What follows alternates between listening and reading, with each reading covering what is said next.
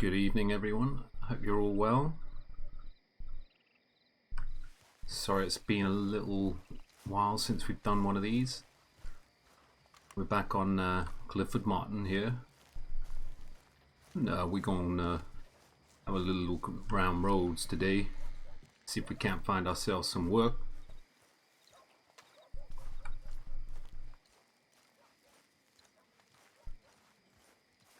But yeah, I hope everybody is well. It's tuning in,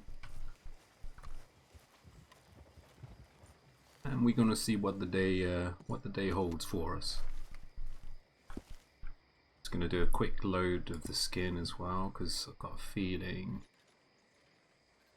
we might. No, I think we'll keep the spurs on for the moment. I was gonna take the spurs off. But yeah, this is our alternate character as such, so yeah, and it seems that we've got in fairly quick.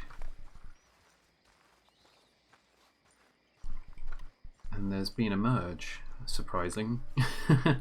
Usually that doesn't happen for a good sort of 5 minutes in sometimes, and yeah, you have to do a bit of the old retrying and so on, but yeah, kind of glad that it's not come to that today. As I say, I hope everyone's well today and you've been having a good day or evening or morning or whatever it is where you're from. We did buy a horse in the last episode, so let's just get him. This is Lucky. He's kind of named after my sister's. My sister's got a foal. This is an Andalusian, Dark Bay Andalusian, and it's kind of the area that she lives in Spain now. Yeah, I thought we'd buy ourselves an Andalusian to sort of fit the theme of Lucky, and the horse it's a foal called Lucky.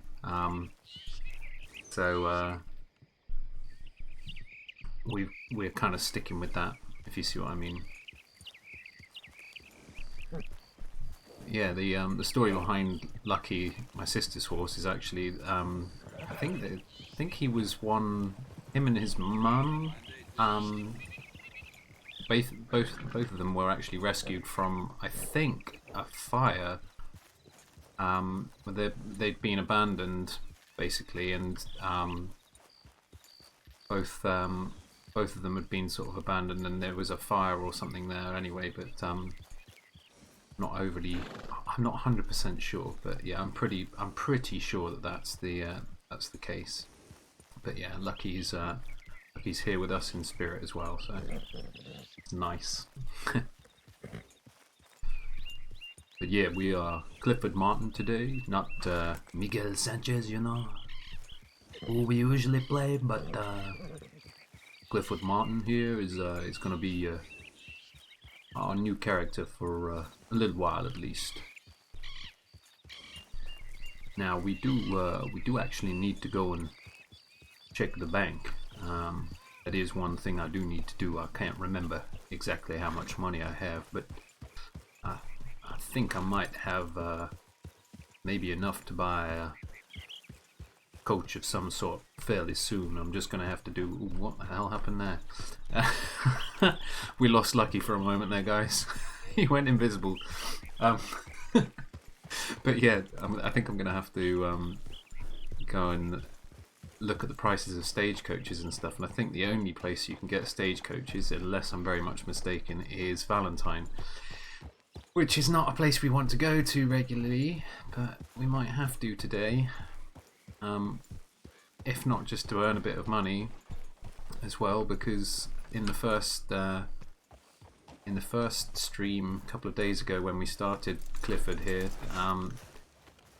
we found that there's literally bugger all, for want of a better way of putting it, in terms of being able to earn money and around and about in roads. So I need to check how much money I've got in the bank. I think it's about $60, but it might be less now because we did buy a gun as well. Yeah, it is 32. So we need to go I'm going to ride over to Valentine and we're going to just do a little handful of deliveries and also check on the price of the coach wagon that we're going to want to get eventually. But yeah, we're looking for work, and we'll take on any kind of job, really, so long as it's, you know, honest work. We don't want to be doing no banditry. Don't want to get ourselves into some strife with the law enforcement, you know. And I'm going to try and work with the accent as well as we go, so just till we get to a point where I can feel kind of confident that we're if we get into a conversation, I'm not just going to go blank and like think, shit, am I Miguel, am I Clifford, what voice do I use here, and then we just end up looking like an idiot. Morning there, sir. Oh, morning to you, sir. How are you today? Back to it then, I guess. Ah, back to it indeed, my friend, back to it indeed.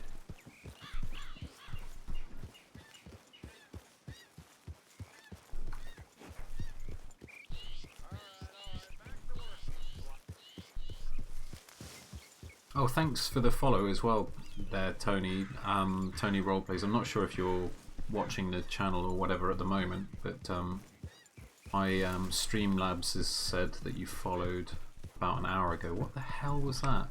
Some graphical glitchiness. I did update the graphics drivers today. I'm hoping that's not causing some issues and iffiness, if you see what I mean. But it was because I actually decided to play Red Dead Redemption 2 online today, like the actual online, not Red M, and we had to update the drivers because it was having a fit every time I tried to start the thing up, and then I had to delete Rockstar Launcher and uninstall it and delete folders and reinstall it because it was saying every time I logged in, you're not connected to Social Club, even though I was. So yeah, we had a bit of a day of troubleshooting and trying to sort this fucking game out, but here we are, Clifford Martin, having a good old time this evening. And I hope everybody out there is having a good time also. I appreciate you if you're lurking away there, and I appreciate you if you're talking as well. If you'd like a little background on Clifford, he's actually a son of a pig farmer. His father recently told him he need to spread his wings, so to speak, and said he gotta stop watching all these horses and coaches ride by at the pig farm and actually do some work, or unfortunately he's gonna have to let him fend for himself. So Clifford here, he's been dreaming about being a coach driver for the longest time. He's seen these coaches driving by on a daily basis, and he's about ready to try and get himself his own coach and push on, achieve his dreams, and you know, make a name for himself as maybe a tour guide, but also you know, a stand-up coachman who can take you from A to B to C to D and all the places in between, and know a little bit about it as well as he goes. But he don't come over to Valentine all that much. He don't like the people in Valentine all that much. So we gonna have to bite the bullet, unfortunately, because as I say, yesterday, or a few days ago now, when we were on, we came up against a bit of a problem. That they don't have many jobs around roads. I can show you actually on my badly drawn map here. This is my father's pig farm right here, and he's the one who told me I have to stretch my legs and get out there and do what I feel is my calling in life. So that's what we gonna try and do. But you can see here in Rhodes, we don't really have much going on. Only thing we do have really, it's all kind of around Valentine here, and we met a lady actually up round about here, and she was good enough to help us out with some delivery work. So we're gonna go back there and we'll do a few deliveries for that lady, and see if we can't also check out the price of a wagon of some sort, or coach, to take people from place to place and set ourselves up as a coachman.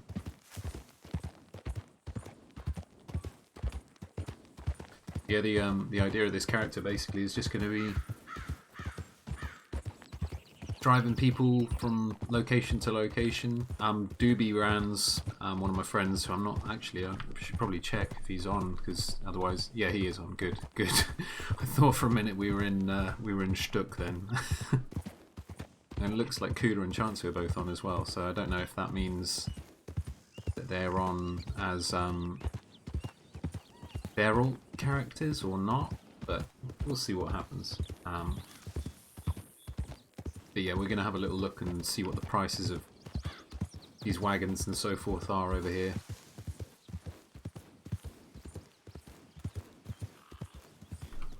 I just had to cough quickly, clear my throat.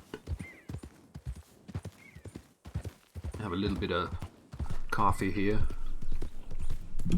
I'm still trying to think of the way you pronounce every word in Clifford's accent, but it's kind of coming now.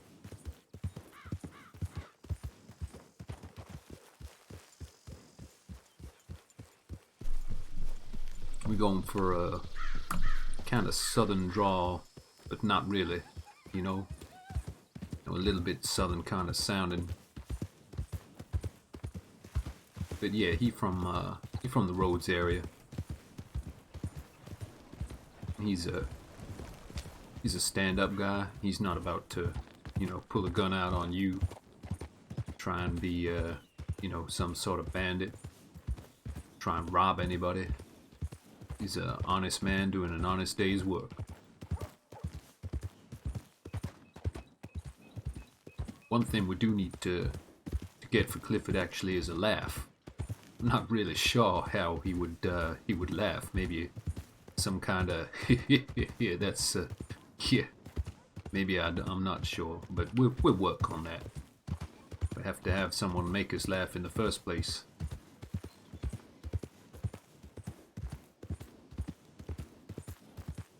But he's kind of cautious about new folks, and you don't want to get in no trouble with nobody.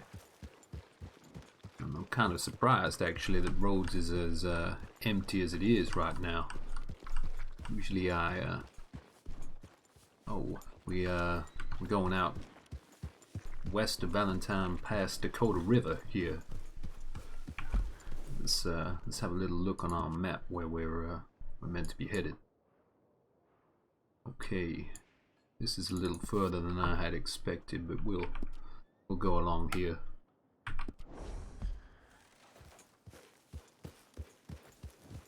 We'll take the scenic route and do this little delivery for that lady back there. I don't know what the only person Clifford here has met is Monroe. Don't believe he actually gave his surname, but the guy was that guy there, Glidens. So we see him around. Maybe you know, if Monroe is on, could be another person, of course. But we see Monroe, we'll say hello to him and remind him of us. Remember ourselves to him. I don't want to go across the deep water here. but maybe we sneak across a little further here and give Lucky a little bath.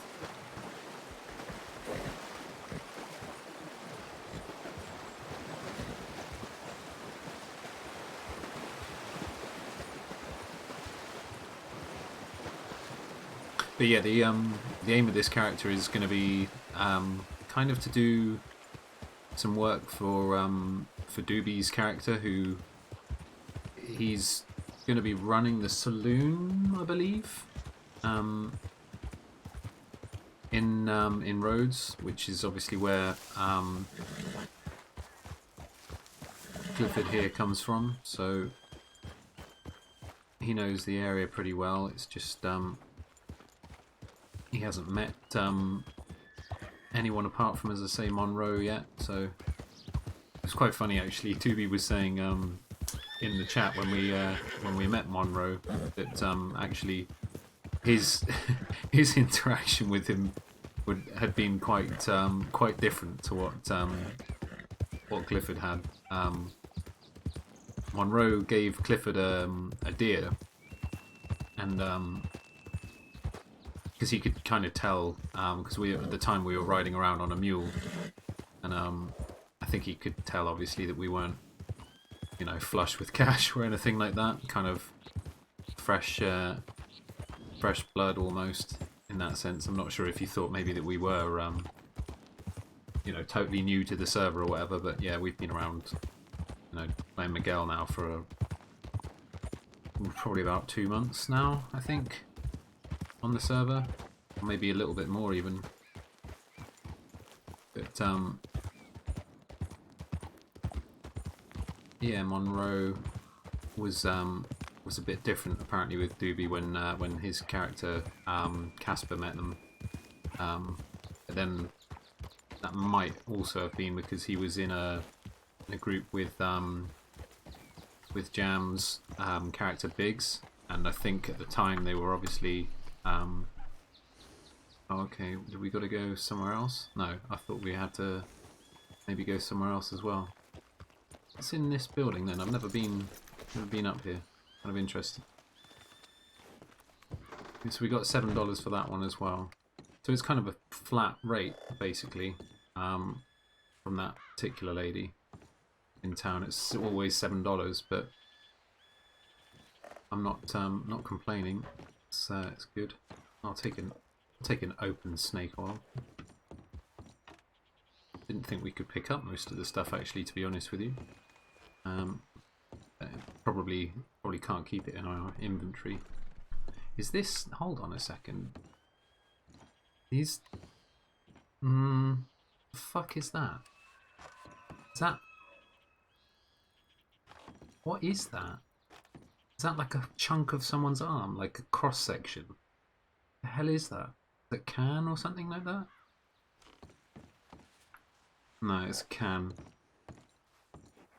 I was thinking that this is like some psycho's hut or something like that for a moment there.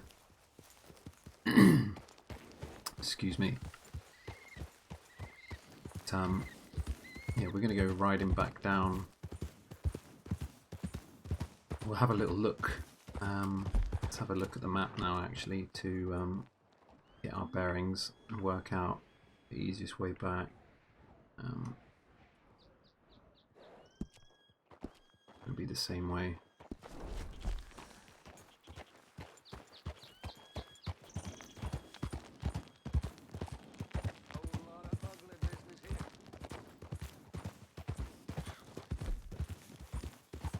So yeah, we bought the Lamat revolver. Not sure if you can use the underslung shotgun on it on the server. I'm not sure if they've got that feature in, if you see what I mean, where you can swap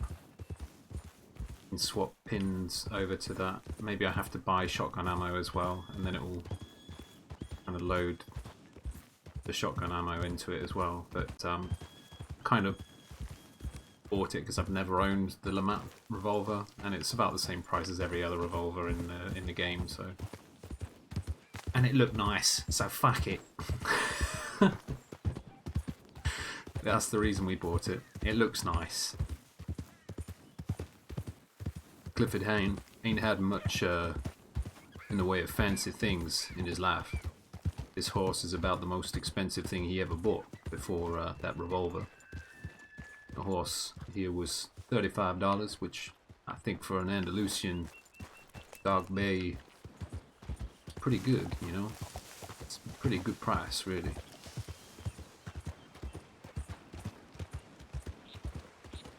But yeah, we're gonna kind of develop Clifford as we go.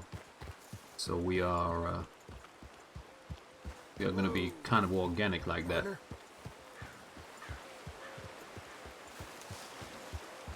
I do want to get a horse brush, but it's not important really right now.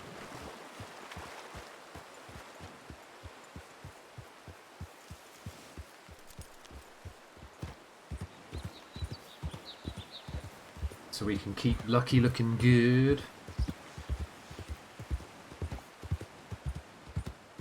This game is such a good looking game though, in general. I say it often, but I don't think it can be said enough really about this particular game. It is stunning.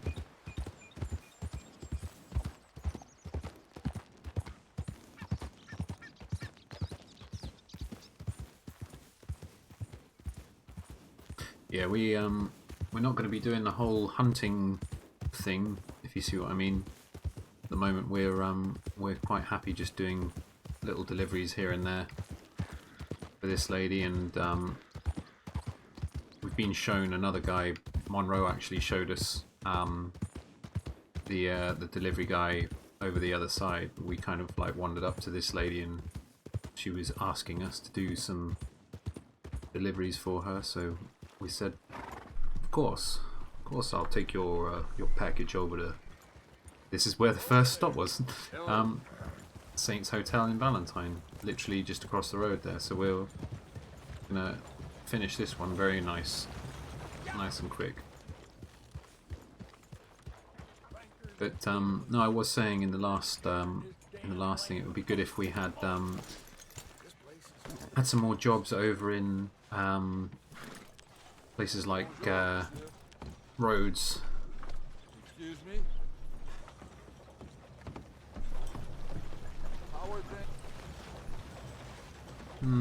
It's not a bad little coach. Let's go and have a little look in the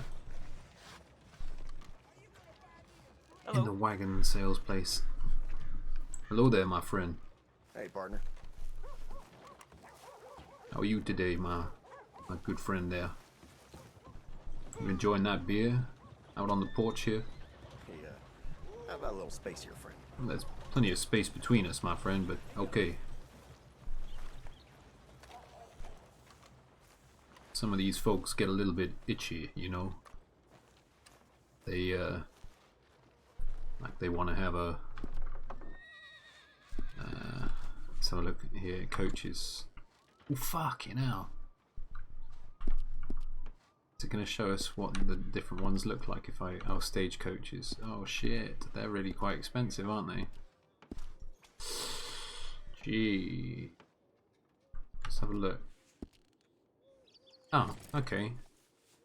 $150 though. That's quite a lot. Coach number 2 is... I quite like that one. I don't know how many people can hang on the back of it.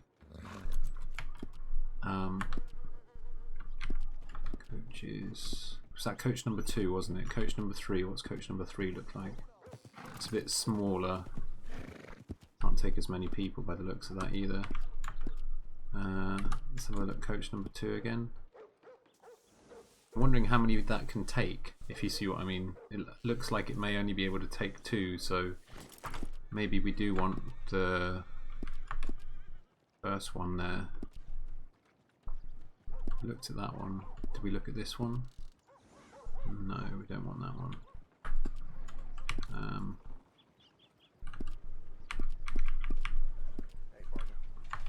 Coach 5. Open top, kind of buggy, not really on that. Not feeling that. Stagecoach, 125. It's bigger, but it's not. I'm kind of thinking maybe it's just going to be that one there.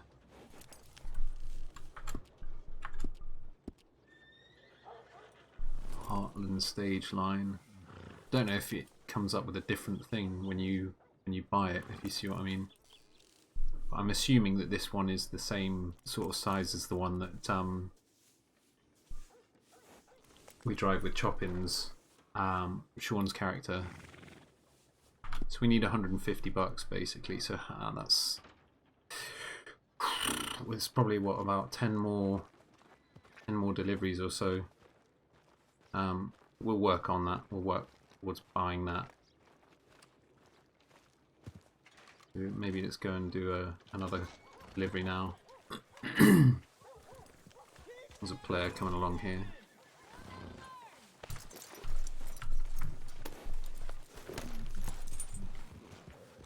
Here's some trunk up, but he's strange.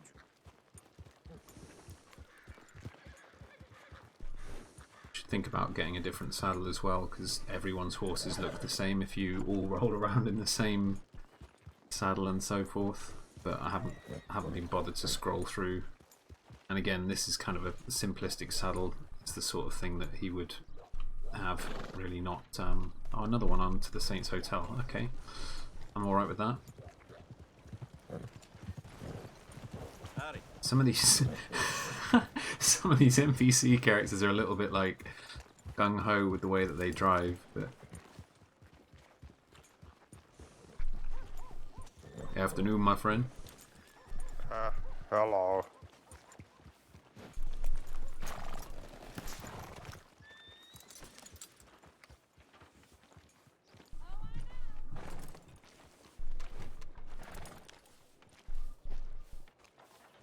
Same guy. Hello. Here we go.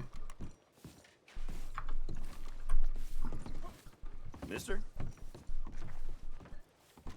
So at the moment we're about what? Excuse me. We're about a third of the way there in terms of the money that we've got. Let's actually just let's not do that.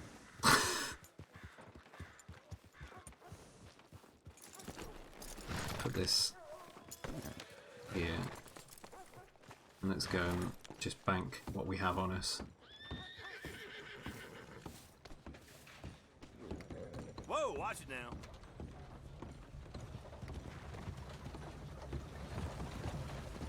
I do like some of the bigger stagecoaches, but they just look a little bit naff, you know? Deposit. Let's put all 22 in, we might as well. We've got no intention of buying anything at the moment, so we might as well keep it all safe. Keep your cash safe, mate. Put it in a safe. In the back of a bank. Which later Miguel will hold up at some point. Not the one in Valentine, obviously, because that one's kind of... Whoa, bloody hell. I thought that guy's horse was... You okay there, my friend? Yeah, I'll survive it. Yeah, those horses can be a little bit overzealous, let's say. Yeah. You take care out there, my friend. Yeah, you too.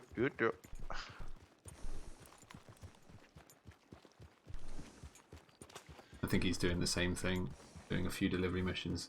We'll do a couple more, and then we'll try and find some RP to join into, or we'll head back to Rhodes. This one, I think it's kind of easier to go down this first path here on the left, if I'm not mistaken.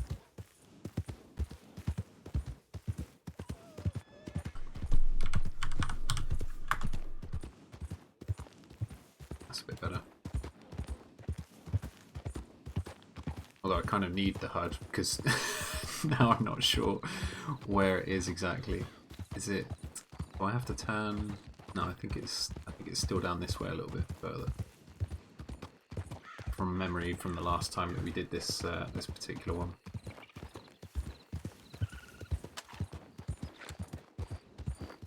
It's over. Is it over here in the clearing somewhere?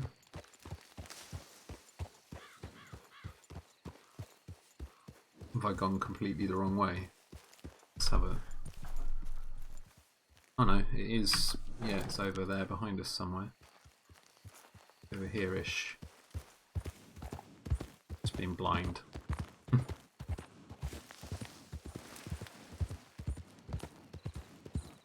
Hello? There it is. Forgot this is the one that's burned down, isn't it? Oh yeah, it's actually the one with the fucked up basement, as far as I remember.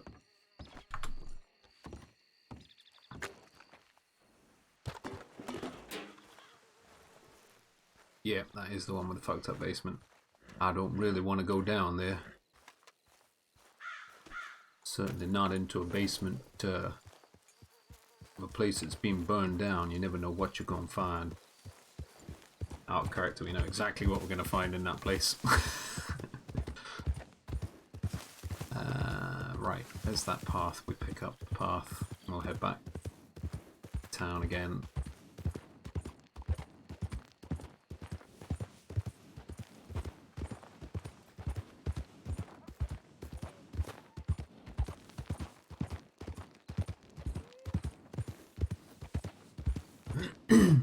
Excuse me.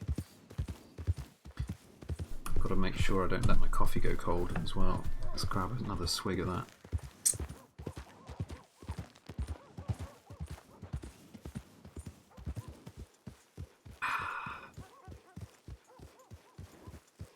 Beautiful.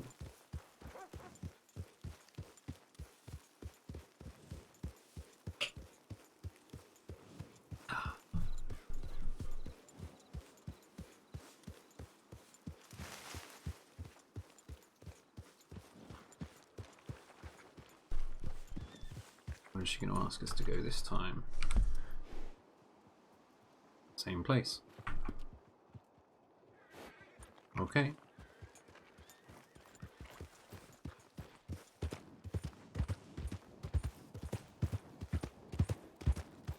How much did we have in the bank then? We had about 50 or so, I think, didn't we?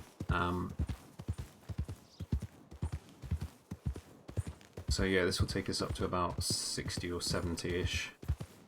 And then we're nearly halfway there.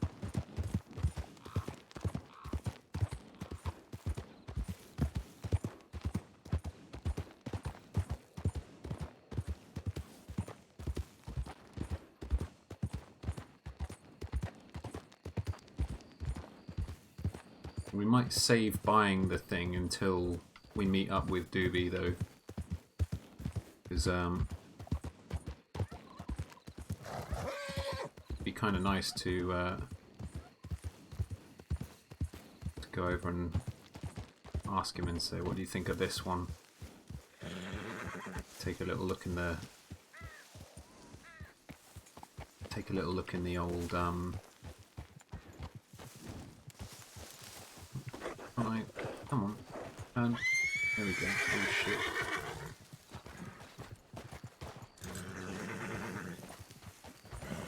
Why is he? I'm guessing there's there's a snake. I see it. I see it. It's okay. It's okay, dude. It's okay, dude. I thought he was going nuts because of the whole basement thing down there. But it's just a snake. Just a snake. Thank you. Keep your head up. I will. Thank you. Thanks for the advice, miss.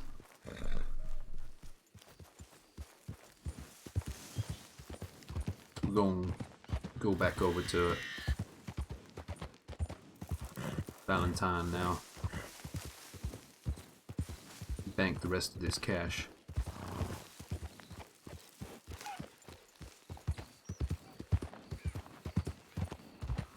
See, I would be tempted with Miguel or someone like that if I was another character to go hunting, but firstly, it's going to require me to buy a lasso and a knife at least, and then potentially a gun of some sort. The only gun I really want to use at the moment is a revolver, and that's basically just to defend ourselves on the road, sort of thing, whilst we go back and forth between various places. Potentially just using Lucky as transport, if you see what I mean at the beginning. Is this the one? This is the one back over here, isn't it? Yeah. No, that's not where we're trying to go. This is where we're trying to go. Thank you.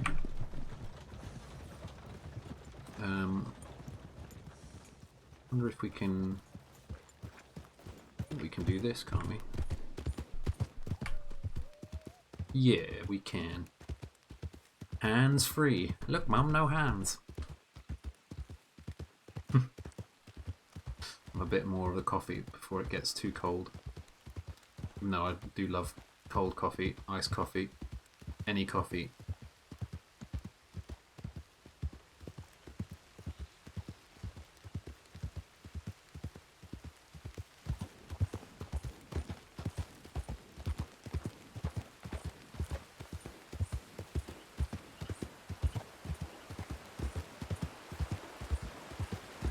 Holy shit. Dude. Hey. Hi, Minder. Hello, 108 people. Jesus Christ, dude.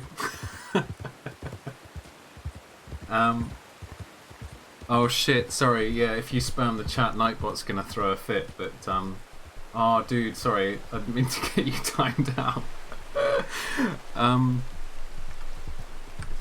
Yeah, thanks, man. Everyone's gonna get timed out. Yeah, welcome. Shit, I'm going the wrong way as well. That's kind of surprised me, thrown me off. Thanks everyone, and thanks Minder for dropping by and raiding. That's really kind of you, mate. I think this is probably the first stream of mine that you'll have caught. I think, maybe. We're doing the old RP thing.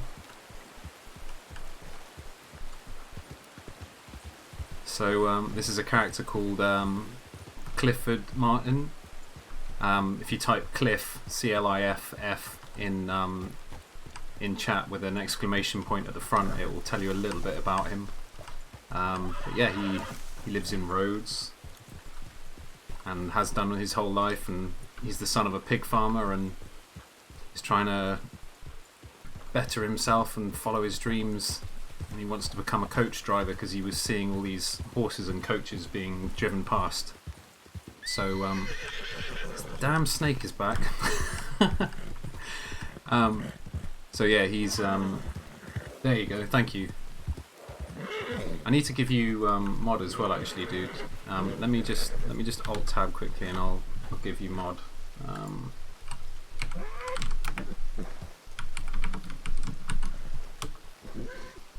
There you go. Swing your sword, my friend.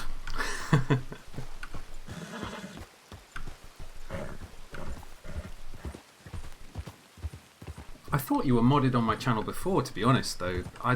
Maybe it deletes it after a while because I haven't streamed in like God knows how many years, so probably reset everything. But yeah, I thought I had you and a few other people from the Battlefield days and stuff modded, but maybe that was all changed. You banned Dude I Rage, what?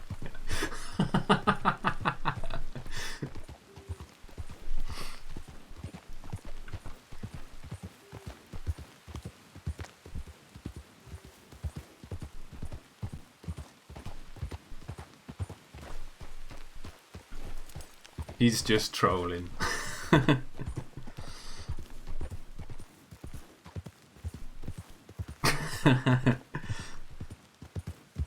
Hey dude, hope you're well as well. It's been a little while since I've been able to tune into anyone's... Well, it's not been a while since I've been able to tune in, but I've kind of been, yeah, slacking off in some respects. On the old streaming, or watching streams at least. I haven't been slacking on streaming, I've actually been streaming a fair amount. But usually quite late like this, so it's, yeah, usually past people's bedtimes, and it's just nice to have some people to talk to. But yeah, me and Minder, this old rapscallion, go back quite a ways to the Battlefield days and DayZ and good old Red Zone as well on DayZ. That was an absolute favourite. That's how I started really getting into roleplay, really. Seeing Minder and Jam and Proxy and a few other people doing the old Red Zone stuff, and yeah, I kind of fell in love with the idea of doing silly voices and shit, so oh no, you can keep in band if you like, mate, it's fine. But yeah, it's like a nice little creative outlet for me, because I think Minder knows, obviously I do voices and stuff like that, and when I was doing things on YouTube a bit more, I think, am I going the wrong way again? Might be going the wrong way again, guys. Hang on, let's get the map out, because I'm riding blind here at the minute. No, we're kind of, yeah, we are going the right way. Alright. I wasn't being totally clueless there. Wait, do I want to go left, or do I want to go right? I want to go right, and then, yeah. But yeah, thank you all for joining, and hope you enjoy the old Red Dead gameplay. It's a beautiful game. It's one of those... Fuck off, Snake. God damn you. Just fuck off. Can't you go in the opposite direction, Snake? Stop spooking my horse. Oh, there. Come on, Lucky. We okay. Come on. Come on, Lucky. We okay here.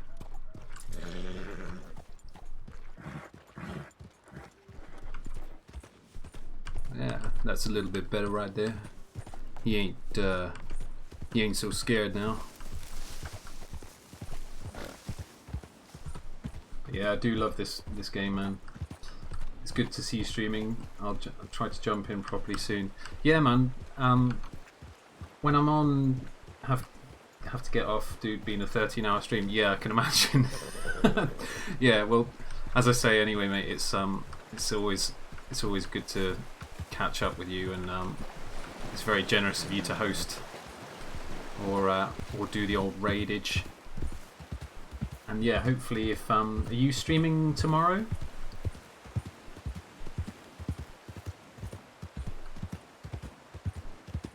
Because if you are, I'll try and drop by during the day and chill out. Come and have a watch. Are you doing DayZ or Tarkov more at the moment? Because I know I've seen, like, when I have dropped in, you've been doing Tarkov and stuff like that, which is a nice change.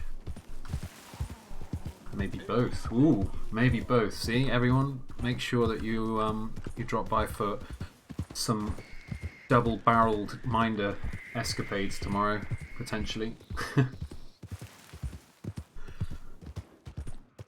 Yeah, it's always good to catch up. Other than that, yeah, hopefully I'll catch you live tomorrow, and we can catch up and see what's going on.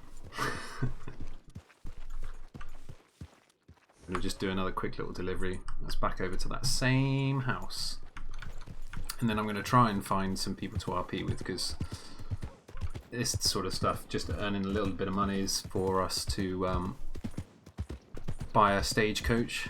Because that's Clifford's dream, is to own a stagecoach and be taking people from point A to point B. And got a few friends, Doobie Rands, who's another friend of mine, who again I met through Red Zone. Obviously I knew Minder from back in the Battlefield 3, Battlefield 4 days and stuff.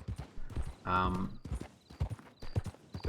yeah, Doobie's another role player that I've sort of done quite a bit of role playing with previously, and he's kind of taken up root in the saloon over in Rhodes, so we're gonna go and see if he's there. Howdy, ma'am. How are you today? It's fine evening. It's getting kind of dark, actually. You should probably not be out here alone. You know that. The basement down here is not too nice.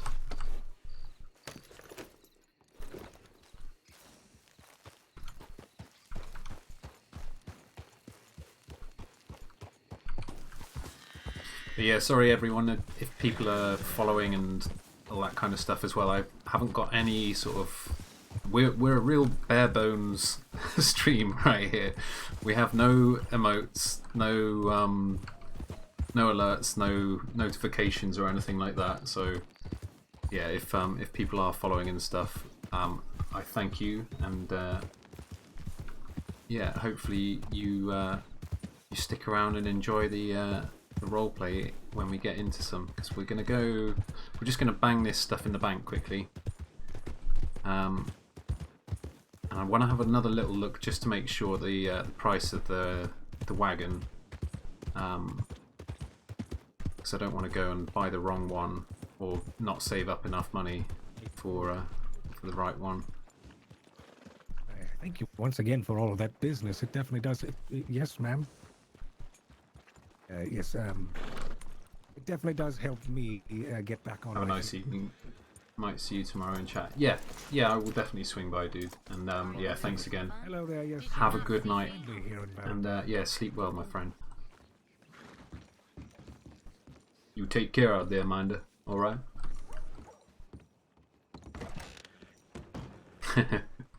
You can do your salute, man.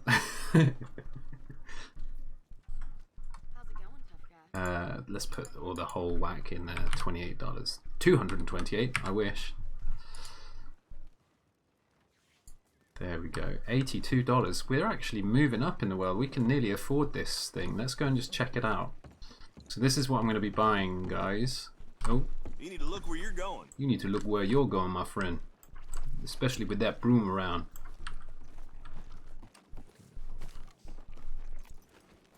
That damn man was about to try and impale me with that thing. Trying to stick it right where the sun don't shine. Excuse me, sir. Oh.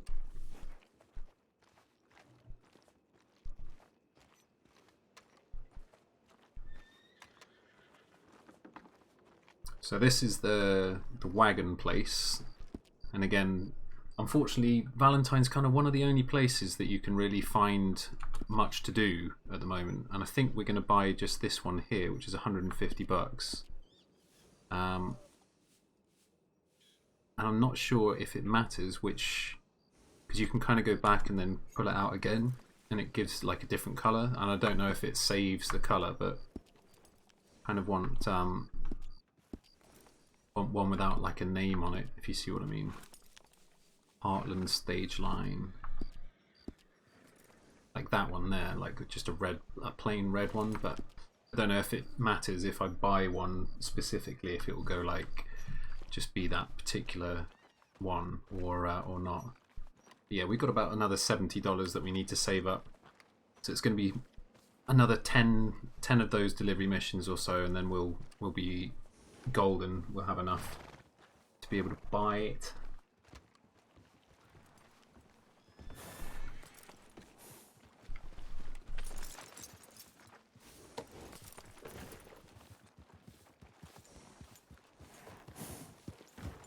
Yeah, we're going to ride back over to Rhodes and seek out some peeps. Hopefully Doobie's around, and we might see another couple of characters as well that we know. It's a full server at the moment. Doobie is on. Chansu is on as well, who's another person that we know. Barracuda is on. Some of the old guys from the Red Zone from back in the day. And in character we've met this guy Glidings. I think he's number 8 on the list there. He's the only character we've met so far and that we know the name of. So yeah, if we run into him again, we'll say thanks and so forth, because he actually gave us a deer when we were rolling around, and we were just riding around on a mule at the time, because we couldn't afford a horse, or I didn't want to buy a horse at the time because it didn't feel like... Good morning, sir. Didn't feel right to just go and buy a horse straight off the bat without doing any kind of work to save up for one. So we kind of saved up a little bit of money first, and then got this horse here, which is a Dark Bay Andalusian, but you can't tell because it's so dirty at the moment. Need a horse brush, but that's $10 that we haven't got to spare. So at the moment, the next most important thing is going to be saving up that $70 for the stagecoach, that we can drive people around, and then eventually we want to get a shotgun because we've only got this Lamat revolver at the moment. And I do want to get the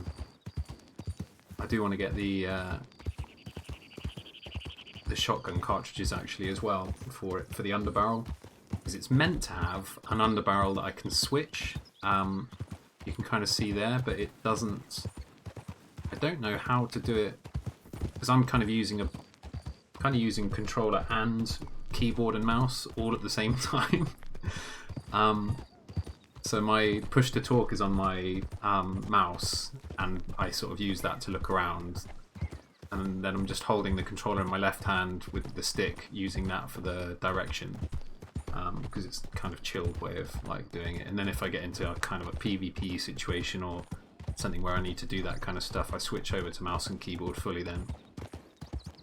But yeah, it gives you a nice little thing. You could be sort of quite cinematic with it and just riding around, having a good old time.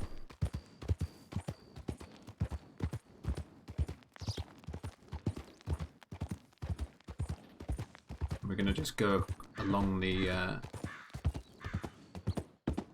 railroad here.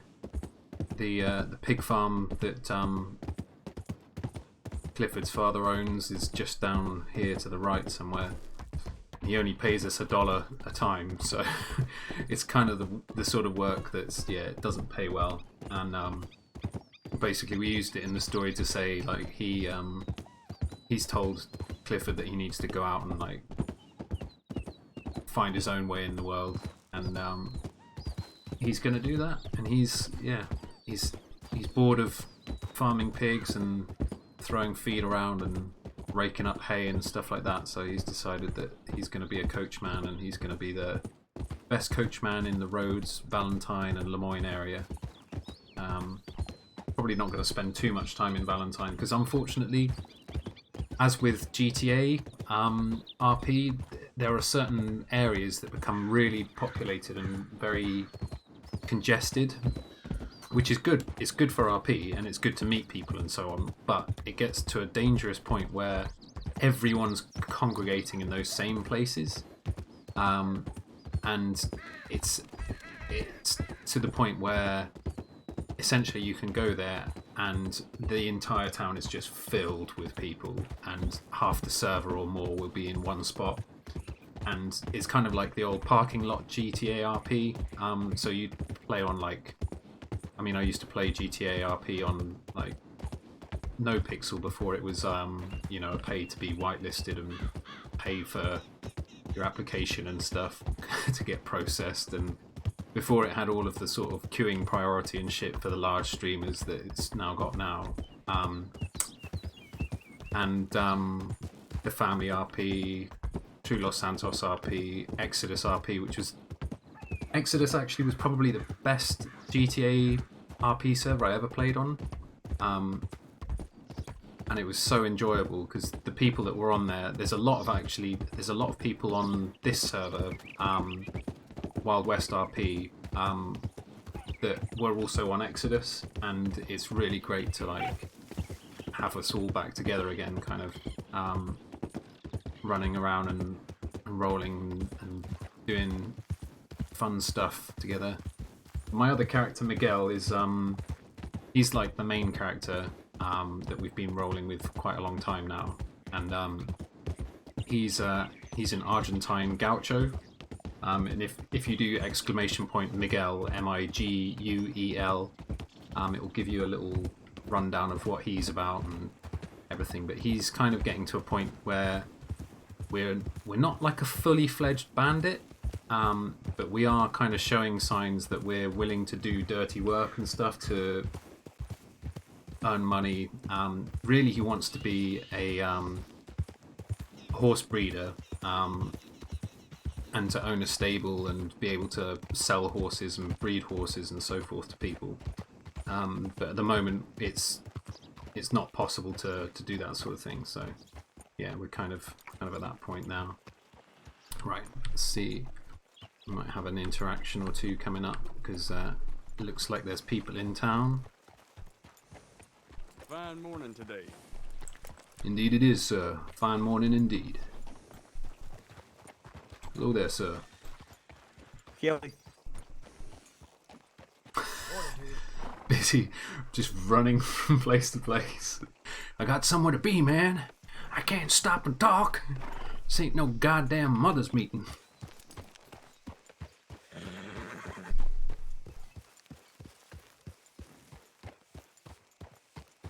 So we're gonna go to the saloon and oh, there's a stagecoach here. Morning, partner. Morning to you, sir. There is a stagecoach here already. Oh, okay. Maybe we'll go in and see who's about. I need to grab another swig of coffee as well, actually, because this stuff's gonna go damn cold very soon. Got a little flask thing going on, but it's already starting to get a little bit lukewarm.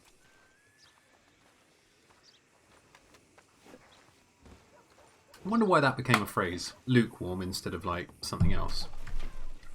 Good morning, mister. Hello there, my friend. How you doing today? Oh, okay. Finished for the night.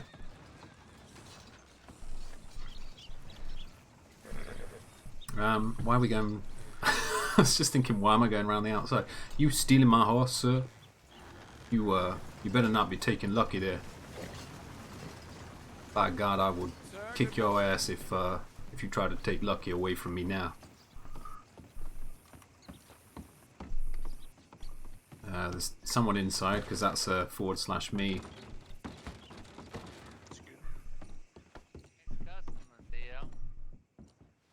Shut up. You alright there, boys?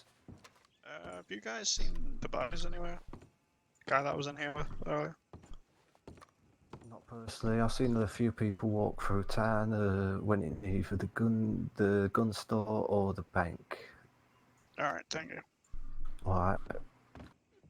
Hello Why there. you up here by the bar? Why don't you have your broom over there on the floor? Oops, sorry about that part, Vinny. Oh, there you are. Isn't this the man that was just sweeping the floor over there? What? Nah. You alright there, mate? Hello. Yeah. Hello there, sir. Actually, I've just realised I don't have any money. I was gonna get myself a beer, but I actually just need to go to the bank. But Are you taking a break or something? I just saw you sweeping the floor over there. no, sir. I've just rode into town. Actually, I don't sweep no floors. I used to be a pig farmer for my father before me, but no, I don't. I don't sweep no floors. Shit, do you want to fuck off upstairs? Is there money upstairs? Are you gonna pay me? What I'm doing? So this is Cooder on the right there. Throwing games. Right? Exactly, Mr. Shep. I still haven't that's earned any that's money Chansu. from The what I female just character, and then did for Booby you. in the red Well, shirt. you'll get paid by the end of the day. It's alright, Penny. Do you want to? All right. Do you want to give the gentleman a complimentary drink? If you need any help sweeping those floors later, I'd be happy to help you. Alright, give our friend here a compliment. What's he talking about? Sweeping them floors. Well, there was a gentleman over there sweeping the floors. Oh, I think I saw him. I think I know him actually from a long time ago. Maybe I think his name's Henry. Oh, I see. What would you like to drink? I'll take a beer, please. All right. Thank you. Now let's see.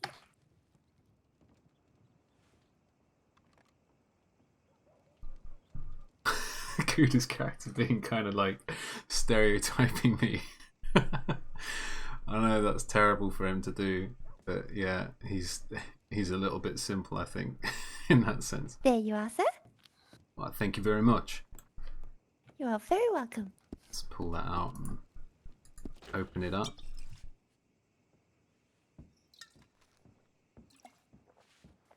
Ah, that's a real nice beer right there. I'm glad it's like. Do you like it? I go in there, mate. Yeah, not too bad, my friend. You own this place here? I ain't seen you around before in Rhodes. Yeah, well, no, I don't own the base. I just,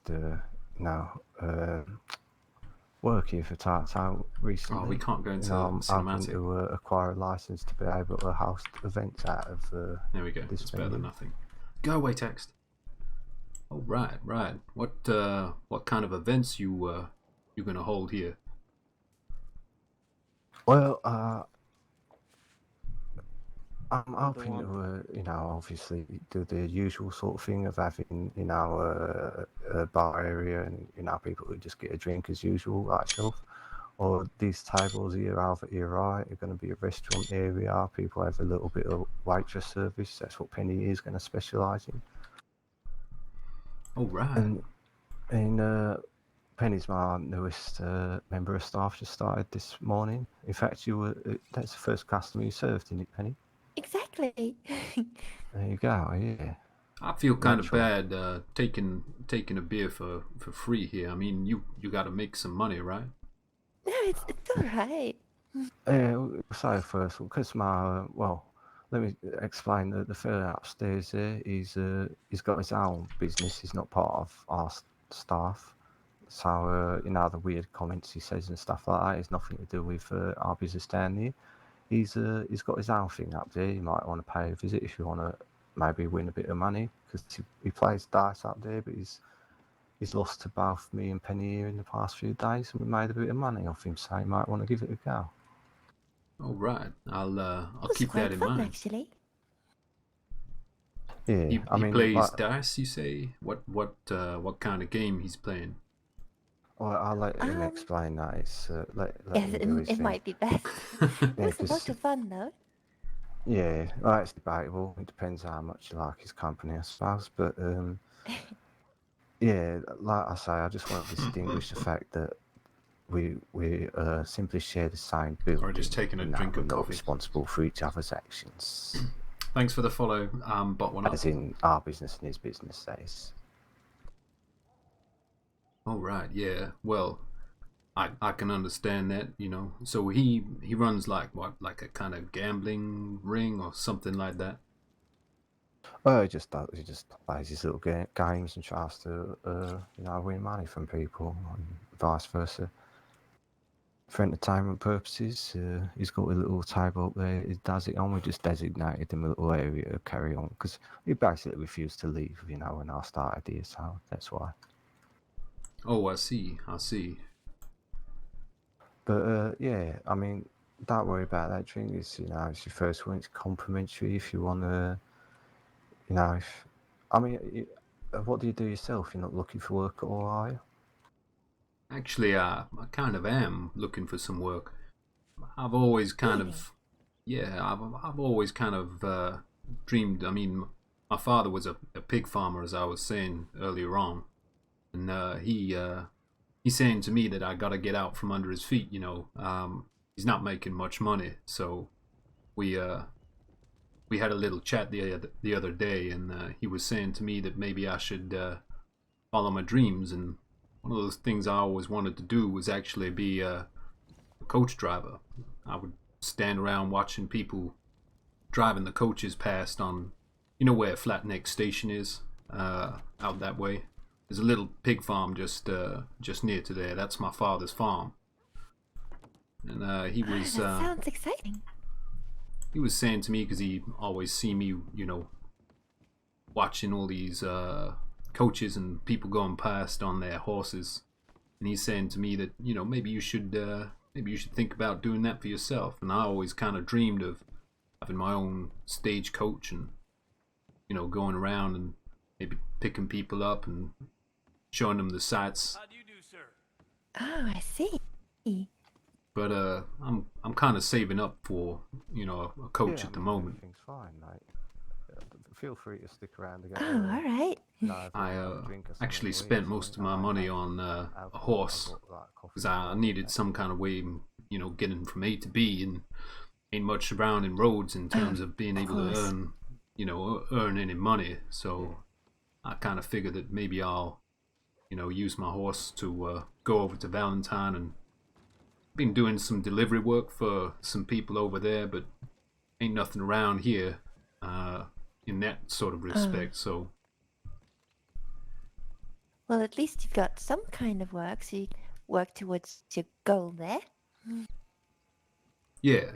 I mean, it ain't much, but you know, it's getting me by. This lady pays me about $7 a delivery, so you know, I'm doing that to make ends meet. Oh, I see. That doesn't sound too bad. Yeah, she don't send me too far either. You know, there's another guy actually in Valentine there also. He sends you a little bit further, maybe pays you a little bit more, but I was, you know, I was given $7 for driving right the way down, driving a whole delivery wagon of I think it was, you know, general items for the house, but all the way down to you know, Blackwater, pretty much to Yes, I've been there. yeah, pretty much to the outskirt of Blackwater. Oh, I see. Oh yeah, I forgot one more thing.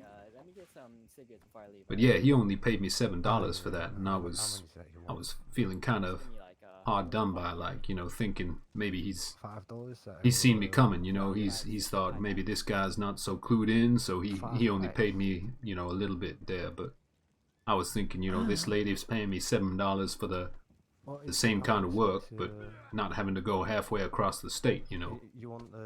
Oh, I see. Does sound much better. Yeah, I mean, you know, it saves me some time also, and means I can earn a little bit more. But yeah, eventually I'll have enough to be able to get myself a coach of some sort. Just one each is fine. Yeah, I mean, you could get them for a dollar a time. I'm sorry, mister. Hey, no problem there, sir. Yeah, let me, while you're away, let me just introduce you to my newest member of staff, is it Penny here? Hello, Penny. Hello there.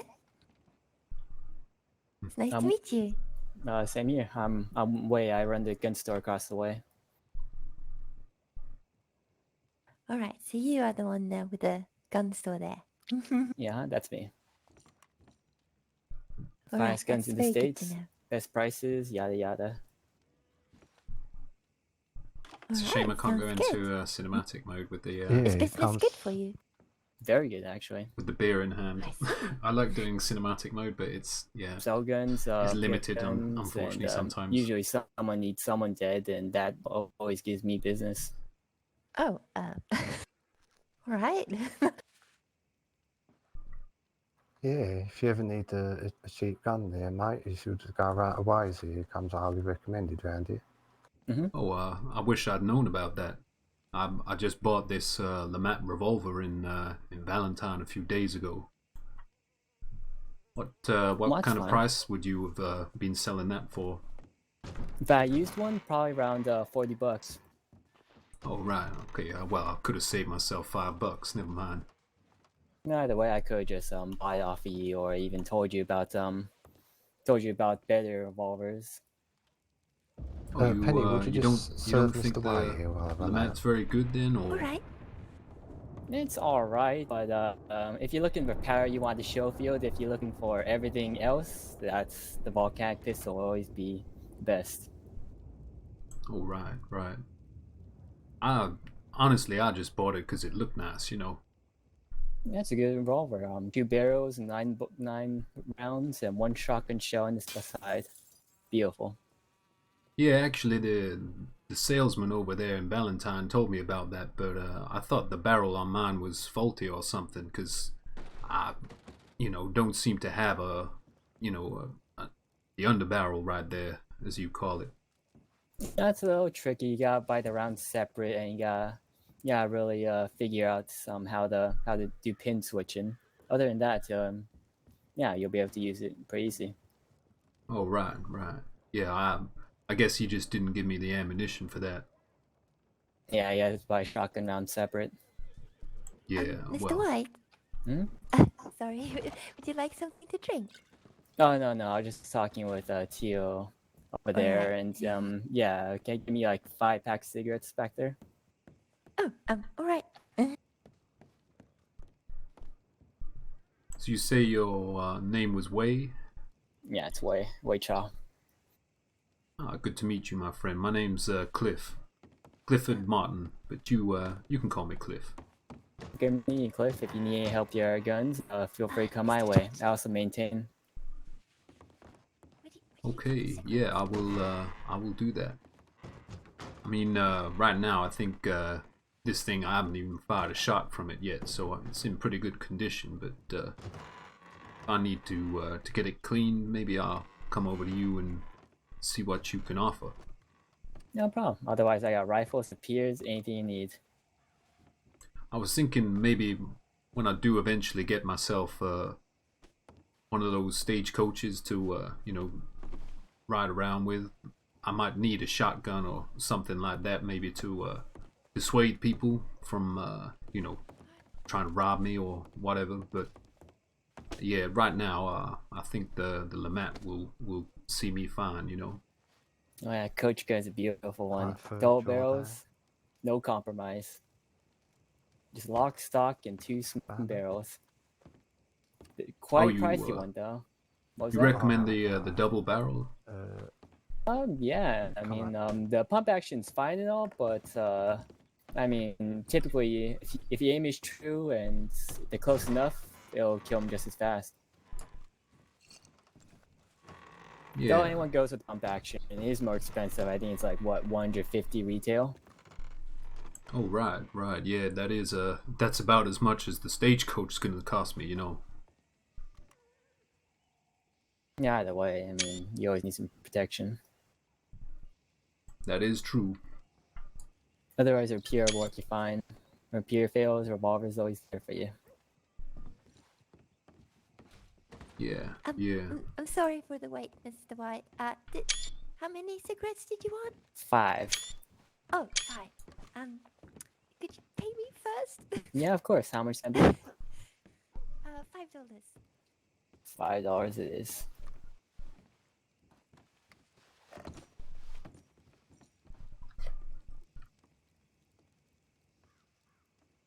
I hope everyone's enjoying. Sorry, when it gets kind of busy like that, I should say if you type !RP, Did you get that? It'll explain. Obviously, it's Keep the hard change. to keep up with chat or anything like that when that kind of thing's going down. But yeah, when we get involved with role play and that kind of thing, it's difficult to keep up with everything going on. No?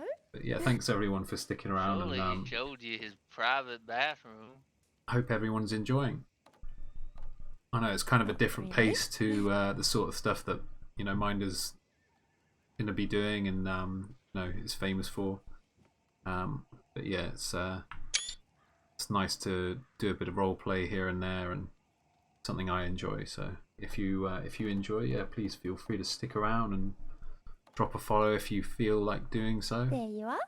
Thank you. And with that, I'll get out of here. I'm closing up early for tonight, so I'm not gonna see any more of me. But it's been good meeting you all. Yeah, good to make your acquaintance there, Wei. Of course, It's very nice meeting you. Mr. Clifford, Miss Penny, and Mr. Gambling Man over there. Well, Thanks please again, Mr. Way. call me Cliff, my friend. All right, Cliff. Yeah, y'all have a fine day. You seem like a And nice tell guy. Theo that I'm leaving too. All right.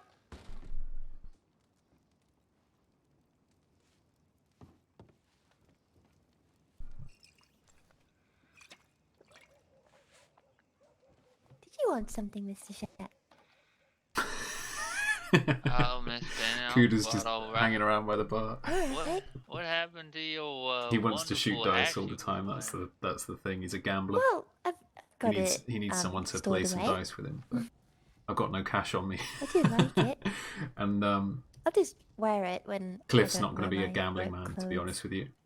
It's not his sort of thing. But yeah.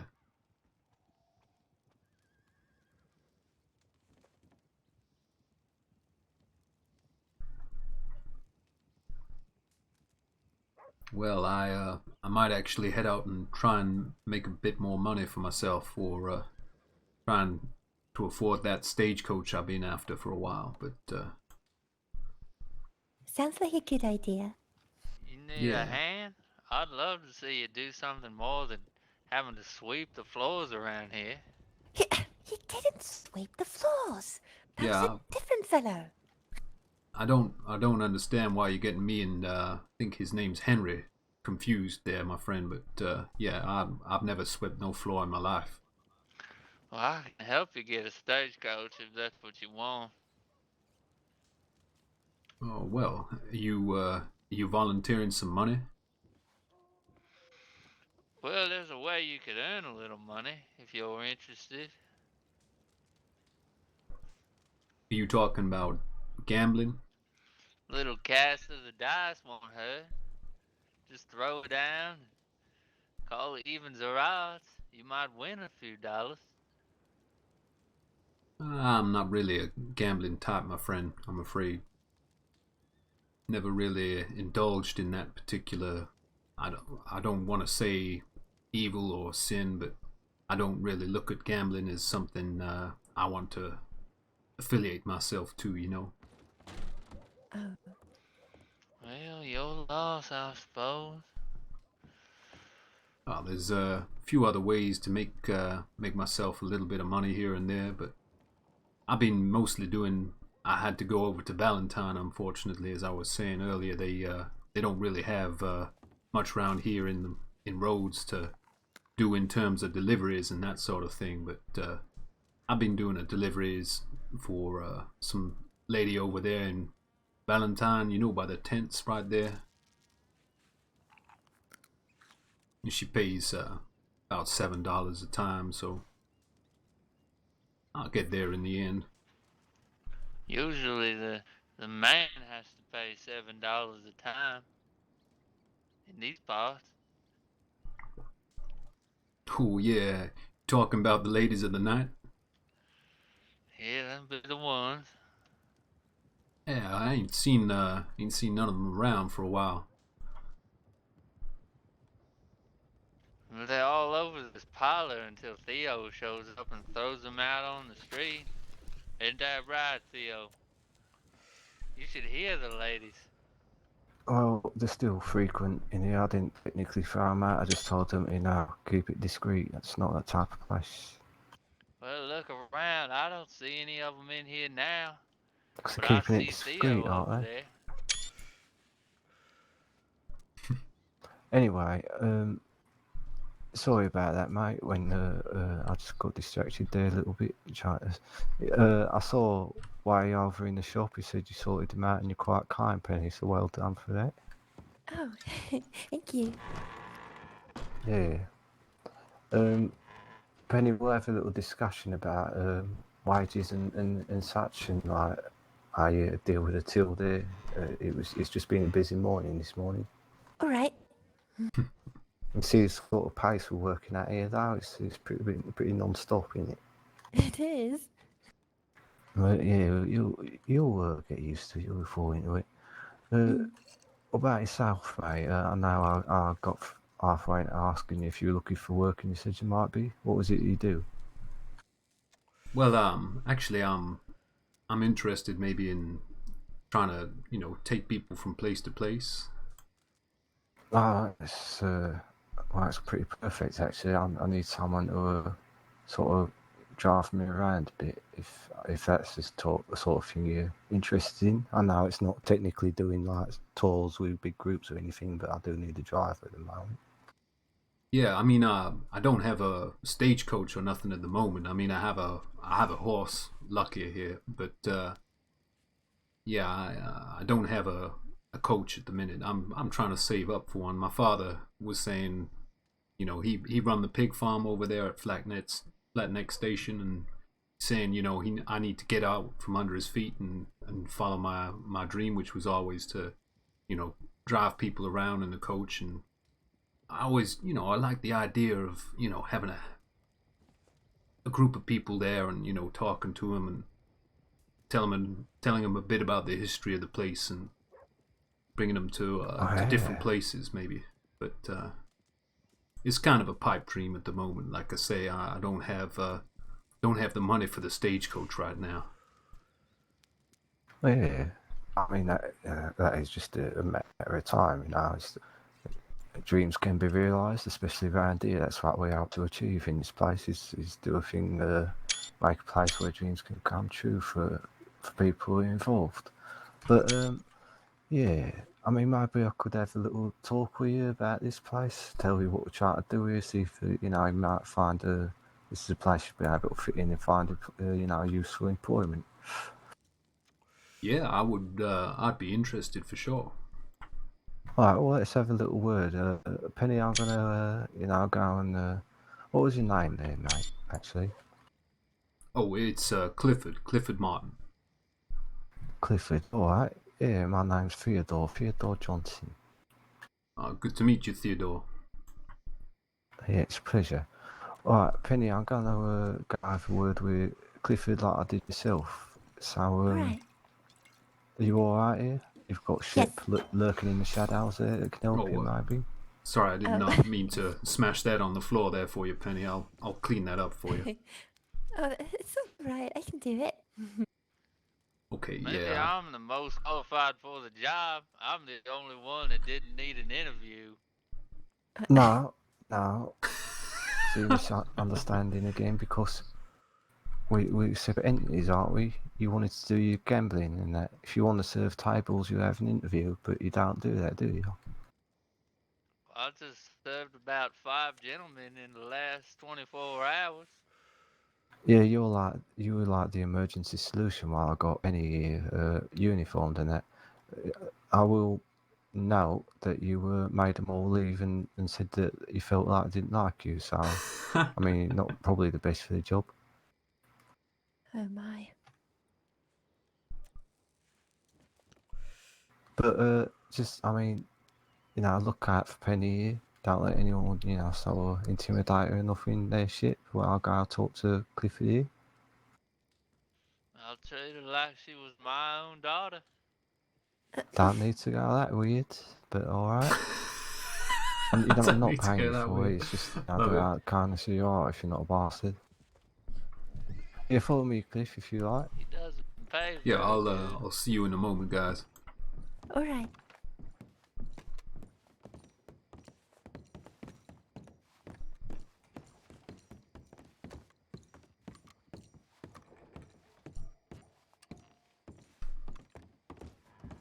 Yeah, come and have a sit on these couches here.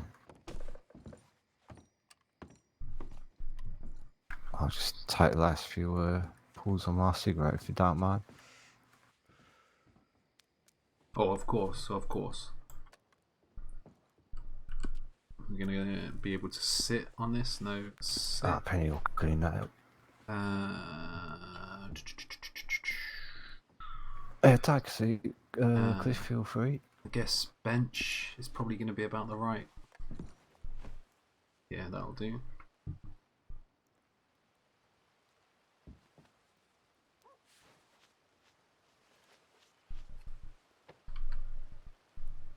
Oh, it's been a rough day, mate. It's been a tiring one. But,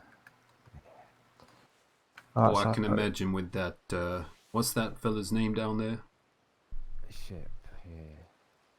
Yeah, he seemed like the type who could tire a man out pretty easy. Yeah, so I mean, I've had to establish this more than I would like, but I just if you possibly gonna be employed, you should know where everyone stands. Shep down there, he was already here when I sort of started working on the bar and coming up with my ideas, so he refused to leave. That's pretty much the reason he's still here. Oh, right, right. I see. Yeah, he has the. If you can see over there past by the back doors there, he has a little gambling table. He plays dice. He does a bit of gambling, like I said before. Right, yeah. He was asking me if I wanted to play some dice to try and get some money, and I said to him, really, it's not my kind of thing. Never really been a gambling man and don't believe in, throwing money away like that. It's hard enough to Yeah, come by it, when you're from the sort of background I'm from. I used to do, as I say, pig farming for my father, and he paid me like $1 a day, so it ain't much. And I'm not about to give that away to someone in a bet like that. nah, yeah, you don't want to piss it away when it's possibly a difference between a meal and not having a meal. Yeah. Yeah, yeah, you I'm not understand. to this. Yeah, I've got better things to spend my money on. I'm much of the same view when it comes to that. He did convince me to place $1 down, which turned into $8, but I won, so I just wanted to see how he ran the game basically. But enough, we don't want to fill this time talking about shit. As a fucking bane of my existence as it goes. But one thing I will have a word with you about is the fact that while we're up here, let's just make sure that we're keeping our voices down so as not to disturb the patrons downstairs if they do come in. Oh yeah, yeah. Alright, but hold on a minute. You alright there, Phil? He's alright. It's alright. Yeah, now, see, things are pretty straightforward when I'm hiring like bar Is that staff a or player or is that waitresses, a? because No, it's not. basically, whatever they earn on the bar, I'll take a percentage of, and then whatever tips and that they get on top, they can keep that. So that's how they earn their money. But when it comes to like having my own personal driver, possibly, or even a driver for the saloon, when I'm not earning a lot myself, I don't know how regular and how much I'll be able to pay at this point in time. Yeah, I can understand that. Just because it's not it don't generate money in itself. It's having to come out of my pocket, which I'm more than willing to do, and I do want to hire you as a driver as it goes. But I just want you to be aware that the wages may be small and sporadic while we get set up here for these next few weeks. Oh, that's fine. I mean, I'm gonna have to be earning a little bit of money trying to get the stagecoach anyway. To be able to do that kind of thing all the time for you. So I need to earn some money, perhaps doing some deliveries over there in Valentine again. But yeah, it's not far away. Yeah, but I need to go back and forth with Valentine quite often, and often in here or over there, I hear opportunities come up that interest me personally, because I've got a very sort of niche interest as far as earning money goes. But yeah, something might crop up along the way as well for yourself.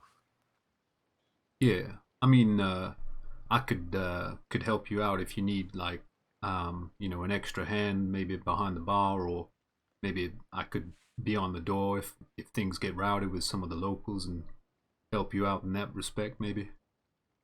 Yeah, well, that'd be nice. Can you handle yourself like that in a bit of a scrap and that? Well, I'm not really being a fighting man, but I would like to think maybe I could handle myself if needs must. Yeah. Well, yeah, the more people around here on the night time, especially, the better. Because I'm hearing all sorts of stories, horror stories about what's going on around here lately. To be honest. Oh right, what kind of stories you been hearing there, my friend? Well, I feel a man and a lady came in earlier. I can't remember the names now, but they were talking about being attacked by natives close by, and held at gunpoint and that. And then someone else told me about a wolf girl or something. A girl that was raised by wolves. She's loose around here or something. A wolf girl. Never heard of that story before. I mean, I've been around roads my whole life, but yeah, stranger things maybe. Yeah. Well, it's probably just drunks talking shite, but when you buy yourself, when everyone clears out and you sort of sweeping up, well, last thing at night and you hear like a little grunt in that back, it does set the nerves off. Someone was talking about a man who was half man, half pig, who was being paraded around recently as well, so there's all sorts going on. Right. Yeah, so with that in mind, yeah, I won't mind driving around the place actually, Cliff, but and I'll just have to, we'll get square with the wages by the time opening night comes in a few weeks' time. We've got a lot of preparation to do. Oh yeah, no doubt. But yeah, no rush. As I say, you don't have to pay me for sitting around and when I don't have a couch or coach, I should say. Sorry, I was looking at the furniture. Slip of the tongue, but yeah, if I don't have no stagecoach at the moment to be able to transport people around, and there's no need to pay them or anything like that. I'm gonna do a few more deliveries and hopefully get my stagecoach in the next few weeks, and then should be able to do something for you then in that sense. But I can be around here anyway, like I say, to help out, maybe on the door, like we mentioned. Yeah. Well, me personally, I don't have my own horse and things like that. I walk everywhere because I can't control the beasts. I'm Oh not the right. type. Yeah, so when I need to go to Valentine, I walk from here, and it takes me like the full day to get there. So Oh, I can imagine. Yeah, it's a long old way. yeah, it is. I feel every moment of it. Like I don't think I'll be venturing over there tonight, but tomorrow I need to go over and see a business associate over in Valentine. So if you're about, maybe if you've got a good control of your horse, then I could jump on the back of it for a lift over there. Maybe we could Oh do that. yeah, Lovely, should not be a problem for you. Yeah. lovely. I think they're taking a whole staff, uh, including Shep, but down there, she's got a horse. She can give him a lift, and yeah, we just got to go see a saloon over there about some licensing business and that. Oh right. Yeah, you need some kind of liquor license or that sort of nature. Yeah, just like a business license so I can host events out of here. Uh, yeah, on that subject, I'm trying to create something here that's more than a saloon and a bit of a restaurant, but a place where we can do sort of theatrical performances from. Have you ever sort of been interested in doing any sort of performance or, backstage work or anything? I mean, I wouldn't really know what it would entail, but I don't really have any kind of how would you say it, artistic talent, maybe. Yeah, But I mean, I don't know. I can help out, maybe. Yeah, maybe even if it's just to say like one line or something on cue, you'd be able to do something like that, right? In a costume. Sure. I mean, yeah, might take me a little while. I'm not the best at reading, but Yeah, well, no, we're gonna go for a right sort of business anyway. That's just a side little thing of mine. Let me just check on the staff. Oh, Hello? everything good all evening right there, down sir. there, Penny? Everything is all right. All right, just checking.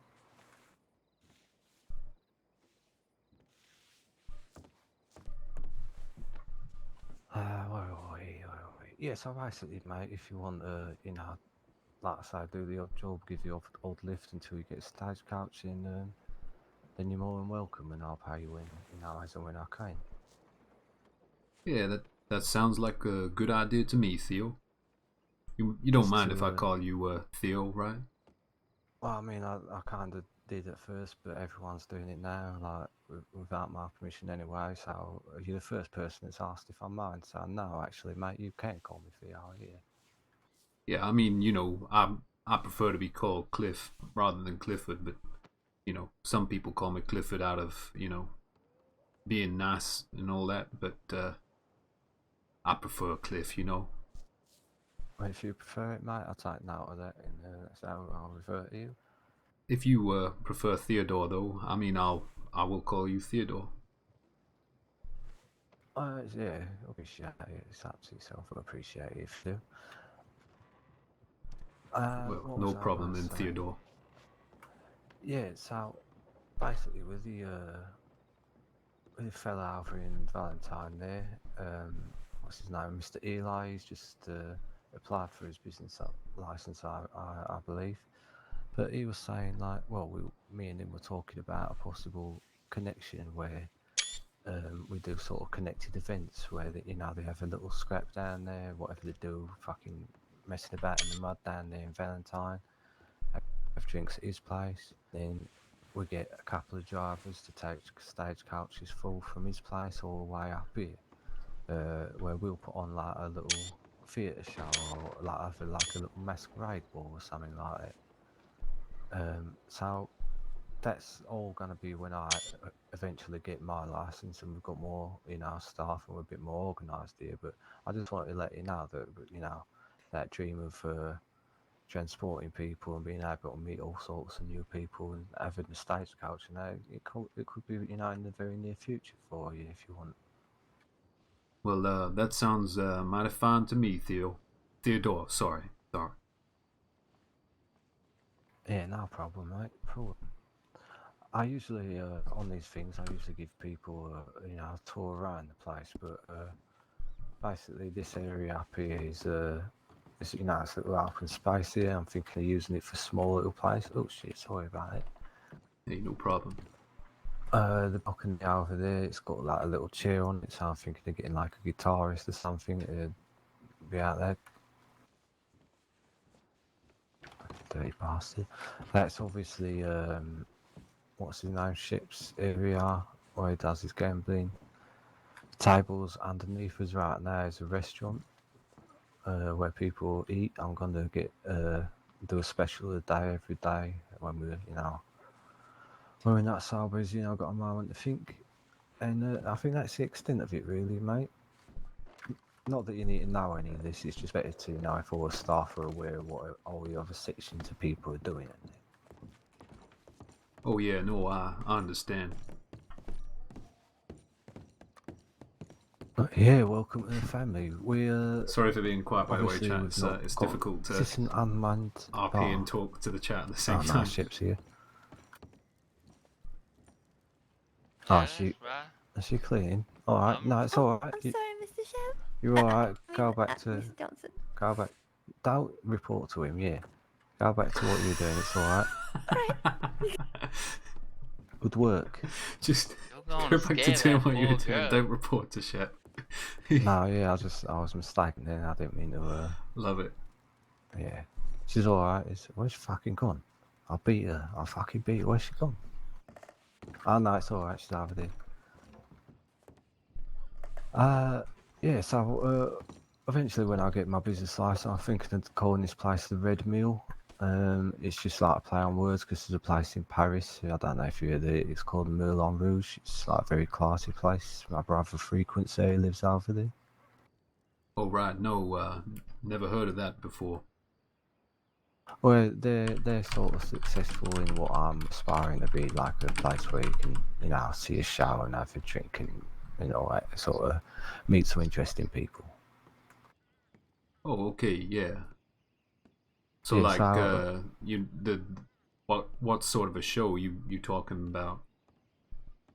Well, myself, I fancy myself a bit of a writer and a sort of dramatic actor, and I just, I want an outlet for that, a creative outlet where I can sort of make up. What are you writing over there? Just some things about my past. All right. You interested to know, huh? Nah. Yeah, so I was just, Nope. I was thinking of Not maybe interested. finding some stories of like some local legends or whatever, some fables of the area, and sort of dramatising them. But that's all by the by. I can't remember why I mentioned it. Oh yeah, because when I do the business license thing with officially name the place, I'm thinking of going with the Red Mill. So welcome to the Red Mill family is basically what I was saying. Well, thank you very much, Theodore. Yeah, I appreciate you being here. I don't know if you want to get to know Ship and maybe. Nah, probably not. But it's up to you if you want to indulge yourself there.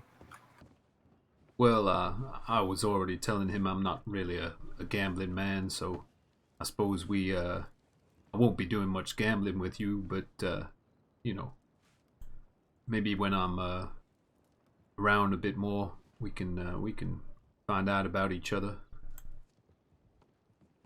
Oh yeah. Well, I need to just talk to Penny about our wages. Shep, will you get Cliffy the drink of his choice on the house, please? I was just gonna start taking inventory of stock here to help you Taking out. inventory. He's gonna be taking stuff out of there, that's for sure. All right.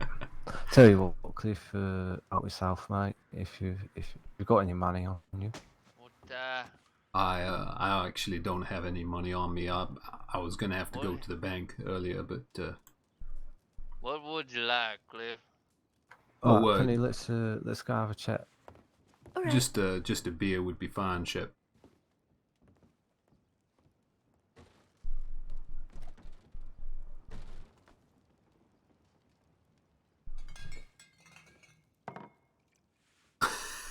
It's not quite a beer, but yeah. There we go. I don't think I can actually pick it up or anything, can I? Did we get? Yeah, there we go. Thank you kindly. Yeah. So is it giving you a promotion around here? Well, he's offering me some work. When I get my stagecoach and all of that kind of thing going, he said maybe I can help him. For the meantime, though, riding, between here, maybe in Valentine, and he has some business over there that he needs taken care of. Speaking to some people there, so I figure I'll be able to help him out that way for the moment. He can ride on the back of Lucky with me. But yeah, he seemed all right. He was talking about me riding, my coach between here and some different places, and bringing people over to the saloon here, and maybe taking people to and from, Valentine, maybe even as far as Saint Denis, maybe. But I have to see, about that. I mean, at the moment I don't have that stagecoach there, so it's still a little bit of a pipe dream for me. But it'll Sounds like get better there. work than you was doing before. Maybe Theo isn't such a bad guy. Oh, I definitely believe it'll be better work than working for my father. Let's say that. He's getting a bit old, and he decided I'm kind of getting in the way over there at the pig farm, and saying to me that I really need to spread my wings and do what I feel is gonna give me a better life. He can't pay me much more than $1 a day, so I figure it's high time maybe I find my own way in life. Well,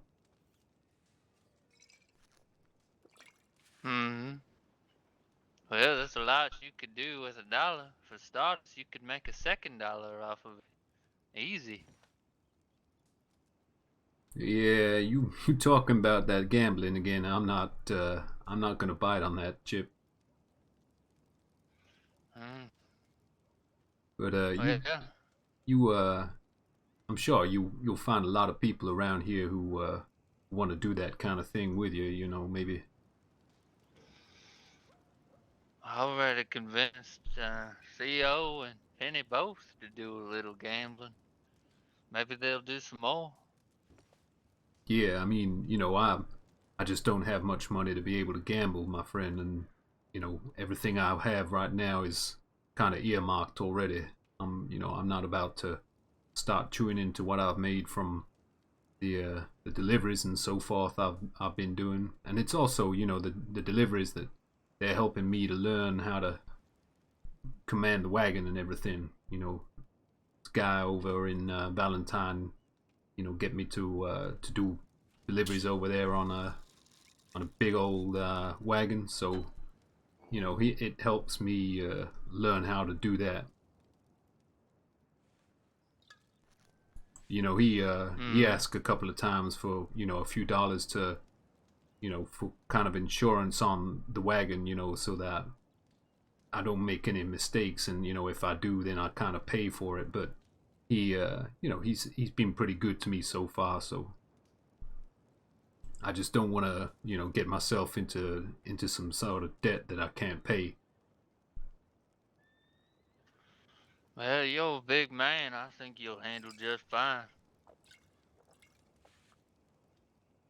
Yeah, well, I mean, I can handle myself. I just don't want to, as I say, get into a sort of a debt to nobody. I'm a big believer of, you don't overextend yourself, particularly when money comes into it.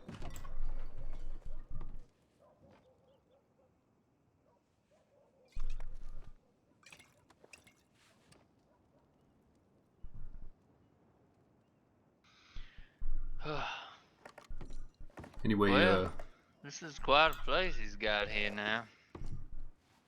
Yeah, it is. I mean, I've been around roads, pretty much my whole life, but this place always needed somebody to bring some more life to it. Seems to be, Theodore there wants to do that, and I think it would be good for the town. A lot of people over here get kind of aggressive, because they don't have much to do. New driver and whatnot. But yeah, he talking about having a show or that kind of thing, and maybe I can help him out with some sort of work and security, maybe for the time being, whilst I'm trying to save up that money for the coach there. But did you see any natives out there? On your way talking from to me or Saint Denis? Yeah. Oh, I didn't come from Saint Denis, my friend. I came over from Valentine. Oh. But I lived around roads my whole life, but I ain't seen no natives. I haven't left Rhodes in a year and a half. Oh, right. It's not that Surprised I'm we've not afraid bumped to into leave each or other nothing, before. but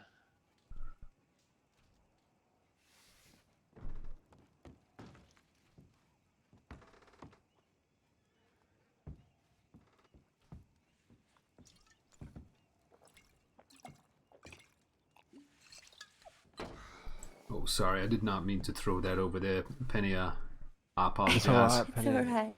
Yeah, it's her job. She'll clean them all up. It's Mm. alright. Listen, folks, I'm gonna go over, try and earn myself a little bit of money for, some basic supplies and that kind of thing from that lady over in Valentine. But it's been nice meeting some folks, that might be able to help me out and help me realize my own dreams. Yes, mate. Yeah. Well, I mean, if you're still up for that little trip tomorrow, then we'll see you for that, and we'll get a head start on that. Oh yeah, for sure. As long as I wake up in time, just you have to remind me maybe. But I usually spend my time. There's some shacks just kind of north of the butcher's table over there in the center of town. I usually around there. Sometimes I sort of hang out around with the guys over there. Right, yeah. Well, I mean, if you're late tomorrow, we'll send Shep over there and tell you, give you a wake up call. Okay, yeah. I'll ride nowhere else for no man, Theo. Especially in the rain. No, yeah, I'll come over then. I ain't no problem anyway. I mean, I can come over here. I expect I'll find you here behind the bar or nearby. Yeah, Wow. yeah. I was just saying to Penny tomorrow. I don't know about you, Ship, but I need to make a sort of business trip over to Valentine tomorrow. So I was going to take the whole staff so that we could make a good impression on Eli over there, assure him that his business is going to be coming into good hands when he sends it over here. So first thing in the morning when we wake up, I'm going to be taking care of the morning rush here with Penny, serving the customers. And then we're going to be heading over to Valentine on 2 horses. So if you want to come over, then Penny here, we're giving you a lift. If you don't, then you can stay here and man the bar if you want. Yeah, maybe you can find some people to fleece for their money, right? As long as it's not raining, I might come along, but we'll just find out. I suppose we'll wait and see, eh? Or I'll wait with bated breath. Well, I will do you a favor. While Clifford's not in here, I'll sweep the floor for you till y'all get back. Yeah, get over that. It's a different gentleman. Yeah, his name's Henry, my friend. He ain't no relation of mine either. He's a nice guy though, but yeah. Well, I'm sure he'd probably want to go on this little trip with you anyway, so.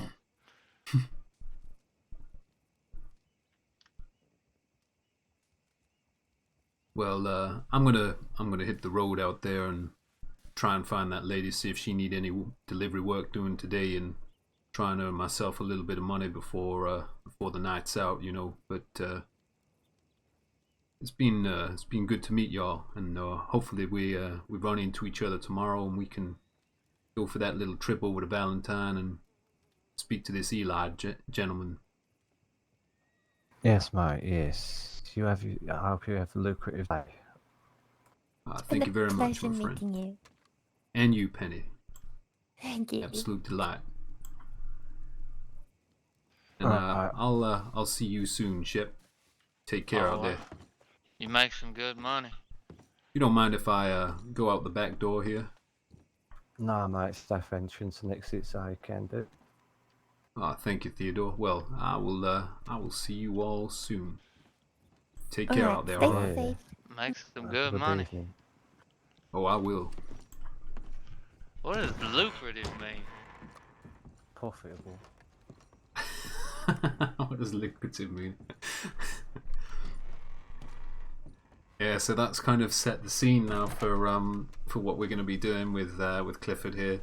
It's kind of the original plan. Doobie talked to me beforehand about wanting to have a driver and someone that can take him from place to place. I think we left our horse over in the front, didn't we, over here? But, yeah, we'll go and we'll get unlucky and ride him over to Valentine and see what's going down over there, and maybe try and earn a little bit of money before we go to bed. Might get involved in some RP over there. You never know. Don't know who else. I mean, we don't know anyone else at the moment, really, but server's still popping at the minute, so there's no doubt we'll run into someone, I expect, in Valentine, even if it's just to say hello as we're passing. But it's always nice to have a bit of RP and catch up with the guys and sort of get on the same page in terms of finding out what we're going to be doing for a job in the future. And as I say, with Cliff here, we're going to kind of be. Do we need to? Have I got any money? Actually, I don't know if I haven't got anything on me anyway now, so it doesn't matter. I was just thinking if I have to go to the bank and put some money in there before we go out on a long trip, because that's one thing Cliff is quite conscious of losing money. He's not wanting to gamble because every dollar that he earns and that he's earned in his life has been hard fought. it's like basically come through his father at the pig farm. So when he's only earning like $1 a day, he's not going to want to throw it away gambling to someone. Doesn't mean to say that down the line he doesn't, develop a gambling habit or something like that. If he gets into a bit of a rut financially and thinks maybe that's going to be a way for him to turn it around, but he's not really a gambler in that respect. So he's not really going to be interested in gambling away all the money that he has, certainly at the moment, especially when we're not far off of having the money for the stagecoach. So something to consider. He's not really going to be up for getting into debt or that kind of thing.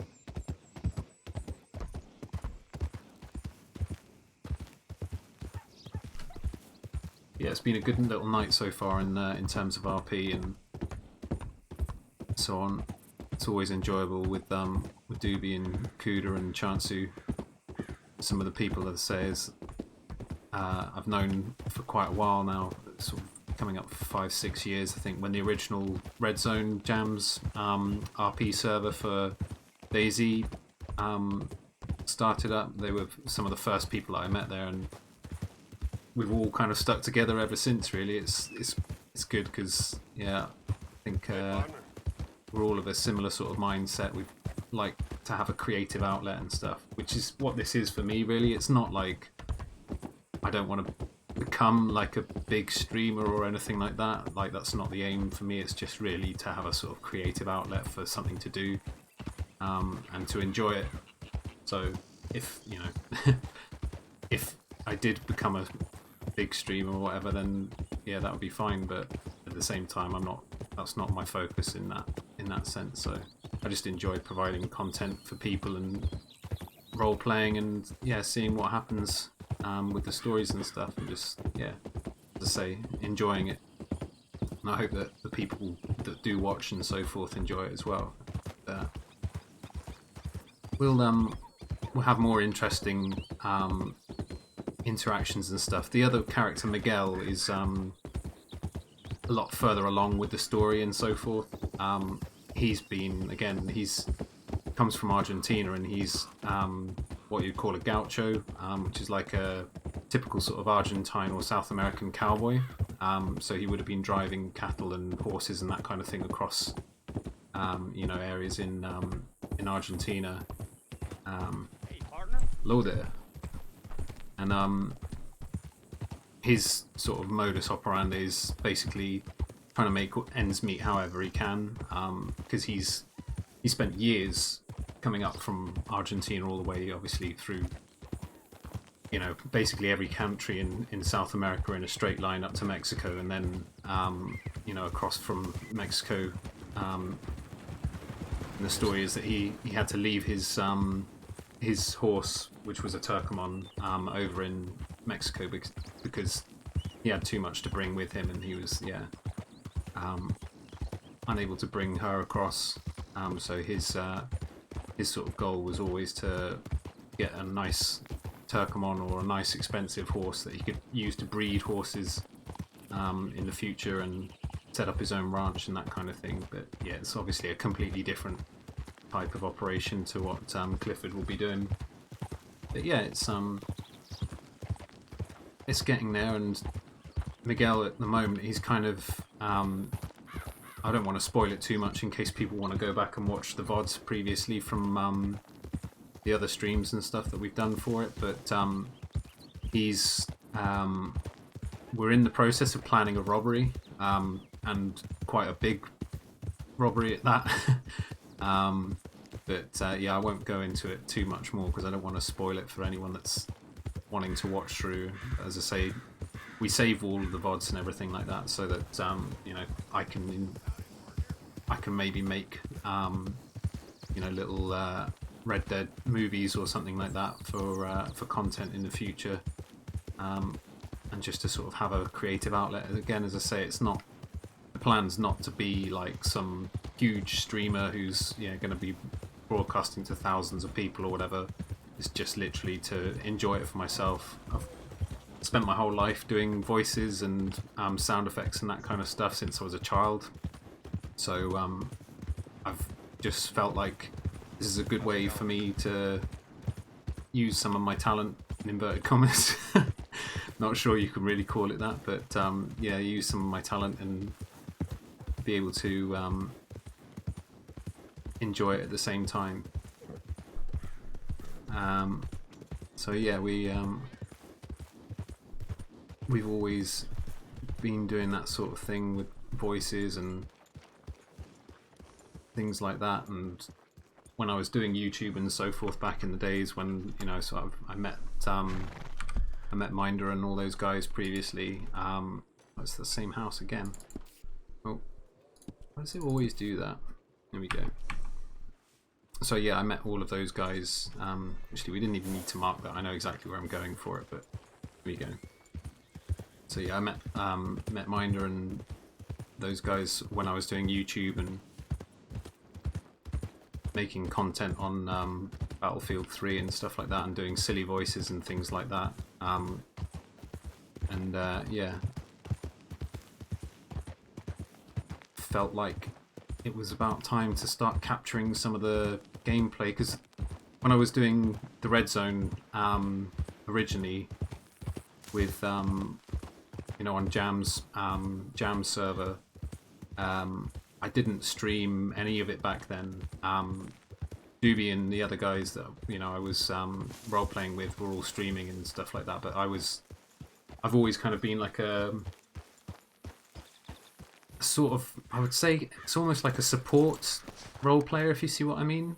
So I'm quite happy to go along with people's storylines and everything and be in the background. But we did have some like amazing stories back in the day on the Red Zone, and actually quite emotional stories as well, like really sort of deep, hard-hitting stuff where, you know, where characters died and that kind of thing. The emotional attachment was enough to, I kind of think of role play as acting, and I always enjoyed acting when I was younger, and I like to think that I can sort of do sort of emotional reaction and stuff like that quite well. So I would cry, you know, in character or whatever if that character was, you know, really sort of had drawn me in, if you see what I mean. So yeah, we've done stuff in the past, but I always thought, like, you know, I kind of looked back on it and thought, I wish I'd captured some of that stuff or recorded some of it, because yeah, it was pretty good stuff. If I do say so myself, I'm not trying to smell my own farts or anything. But yeah, we did come out with some pretty amazing stories, and some of the sort of heartfelt bits on there really were sort of quite hard hitting. You know, particularly when we lost characters. This is what I was talking about with the parking lot RP. It's quite a dangerous place at night, especially. There's an awful lot of people just hang around in Valentine. You can see like 6, 7 people, 8 people, maybe even more there. You're looking fucking great. Look at you. But I think that looks that a cavalry over. jacket? I haven't seen one of those. Yeah, in a Sean's long on. time. Sean's on as Lovely, Mr. lovely. Choppins. Were you in the cavalry or something? I might do a couple more deliveries, and then we might go and speak to him in a little bit if he's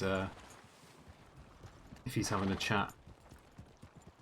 I don't want to just go over and insert myself into roleplay, though. That's one of the things that we don't do generally in roleplay, without sort of, you know, cause to, or, you know, you don't go and insert yourself into like a large group of people who are already chatting and stuff like that and just hang around on the edge of it, because you've got no reason to be there, if you see what I mean. Oh, this is the one that's going to be across the river this way. But yeah, I just enjoy, you know, rolling around and having fun. And as I say, Sean's another guy who we met through the Red Zone. He's a great role player as well, and at whatever stage it is when I do sort of decide to call it for the night, I'll probably put you over to Sean or Pooder or Doobie, depending who's still live and so on. So I'd like to start a bit earlier, And there was a few of us all talking about that as well. Like another friend who I've made through role playing was on the Exodus RP server that I was talking about earlier, and he was on a couple of the other GTA servers that I was on as well. Kakalak, or Kakalak1 is his Twitch username. But again, he's a really great role player and someone that I enjoy rolling around with. And we were all sort of talking about trying to get on a little bit earlier, because obviously my time zone is UK, so at the moment it's 3:15 in the morning, so I'm not far off needing to go to bed and fading, but it's all for sort of enjoyment purposes. But as I say, it gets to a point where you're starting to... Bloody snake, always in the same spot. At least it's not wolves, so I guess. But yeah, it gets to a point where you start feeling like, yeah, you can't keep going to bed at 3-4 in the morning all the time and hold a routine and everything like that. So that's one thing that I'm trying to do at the moment, is trying to sort of bring the time that I start forwards to like maybe around sort of 9 o'clock our time. So it'd be sort of maybe 10 o'clock for most Europeans, most European time zones anyway. And then yeah, role playing a little bit earlier with the guys and stuff that we know. And Doobie's trying to do the same as well. And I know that Chansu, she's in Sweden, and Kuda's in America. I'm not exactly sure where in America. But again, I think he would prefer to be doing it a little bit earlier than what we are. But a lot of it was mainly to sort of fit in. I think for some of the guys was mainly to sort of fit in with the time zones of some of the bigger streamers and that kind of thing. Because obviously, you know, those guys as well want to sort of crack on and become a bit more sort of popular or whatever in that sense. And you know, if you get involved with a big story or something like that, you know, it can catapult them in terms of like popularity and so on. So, you know, I respect obviously people want to sort of stream at the time that they want to stream at, and you know, everyone has their own reasons and stuff like that. But yeah, in order to keep sane and be able to yeah, keep going, I need to be doing it sort of earlier in the day at least. And going to bed at sort of, you know, a reasonable time. Reasonable being like 2-3 in the morning maybe at the latest. But obviously that's still late for a lot of people. But I work in, well, at the moment I'm signed off of work through sort of COVID and a couple of other things as well, which I won't sort of go into. But it's just, this for me has been sort of a nice creative outlet so that I can have something to do and enjoy, you know, the day and the evenings and stuff. But as I say, needing to sort of establish a routine and everything, it's terrible for doing that if you're staying up until very late at night or very early in the morning, and you're often seeing the sun come up as you're going to bed. But that's what happened when we were doing the Red Zone and stuff originally, like back 4 or 5 years ago with Jam's server, Minder, and all the guys and stuff that we were role playing with. You know, everyone was like staying up until stupid o'clock because the role play was so good and everyone enjoyed it. And that's the same now. Obviously, I love role playing and stuff, but it doesn't mean to say that we can't start a little bit earlier and finish a bit earlier so that it's not super late for everyone that's watching and everyone that's taking part as well, because people have to have a life as well outside of roleplay. It's not all about the roleplay. But yeah, it is something that I enjoy, as I say. Yeah, I've not seen the natives that they've been referring to. Big Grizzly Bob, thank you for the follow, mate, and hope you've been enjoying it tonight. It's always good to have new people lurking about. even if you're lurking in chat, I really don't mind. It's just nice to, know that people are there and enjoying it and enough to be following me or whatever in that sense. It's, makes a change of just talking to myself and Nightbot most of the time. But yeah, thank you for following. It's much appreciated, mate. And as I say, I hope you've been enjoying it. Is it sending me back to the same bloody place? Tell you what, let's put this money in the bank. Because we're carrying around a little chunk of cash. $21 might not seem a lot to everyone in the chat, but in this game, trust me, $21 actually goes quite a long way. Especially in these times, like the time period that we're meant to be in terms of roleplay is like 1899, I think they said. So yeah. What was that guy saying? You're not Mac, I think he just said. I didn't see Choppin's horse there. I know out of character his horse is a gold Turkomon. So let's just put this money in. Jesus, we're already over $100. Oh, can we? There we go. Put the money in the bank. $100. We're not far off, guys. We're not far off actually being able to buy that stagecoach. So what I want to do tomorrow when we get on will be we might try and earn the last bit tonight. Because again, I'm not going to go and insert myself into the roleplay of those guys over there, even though actually this guy's coming over, so I might just say hello to him. Hello, mister. Hello there, my friend. Hello. What's your name, mister? Name's Cliff Martin. Cliff.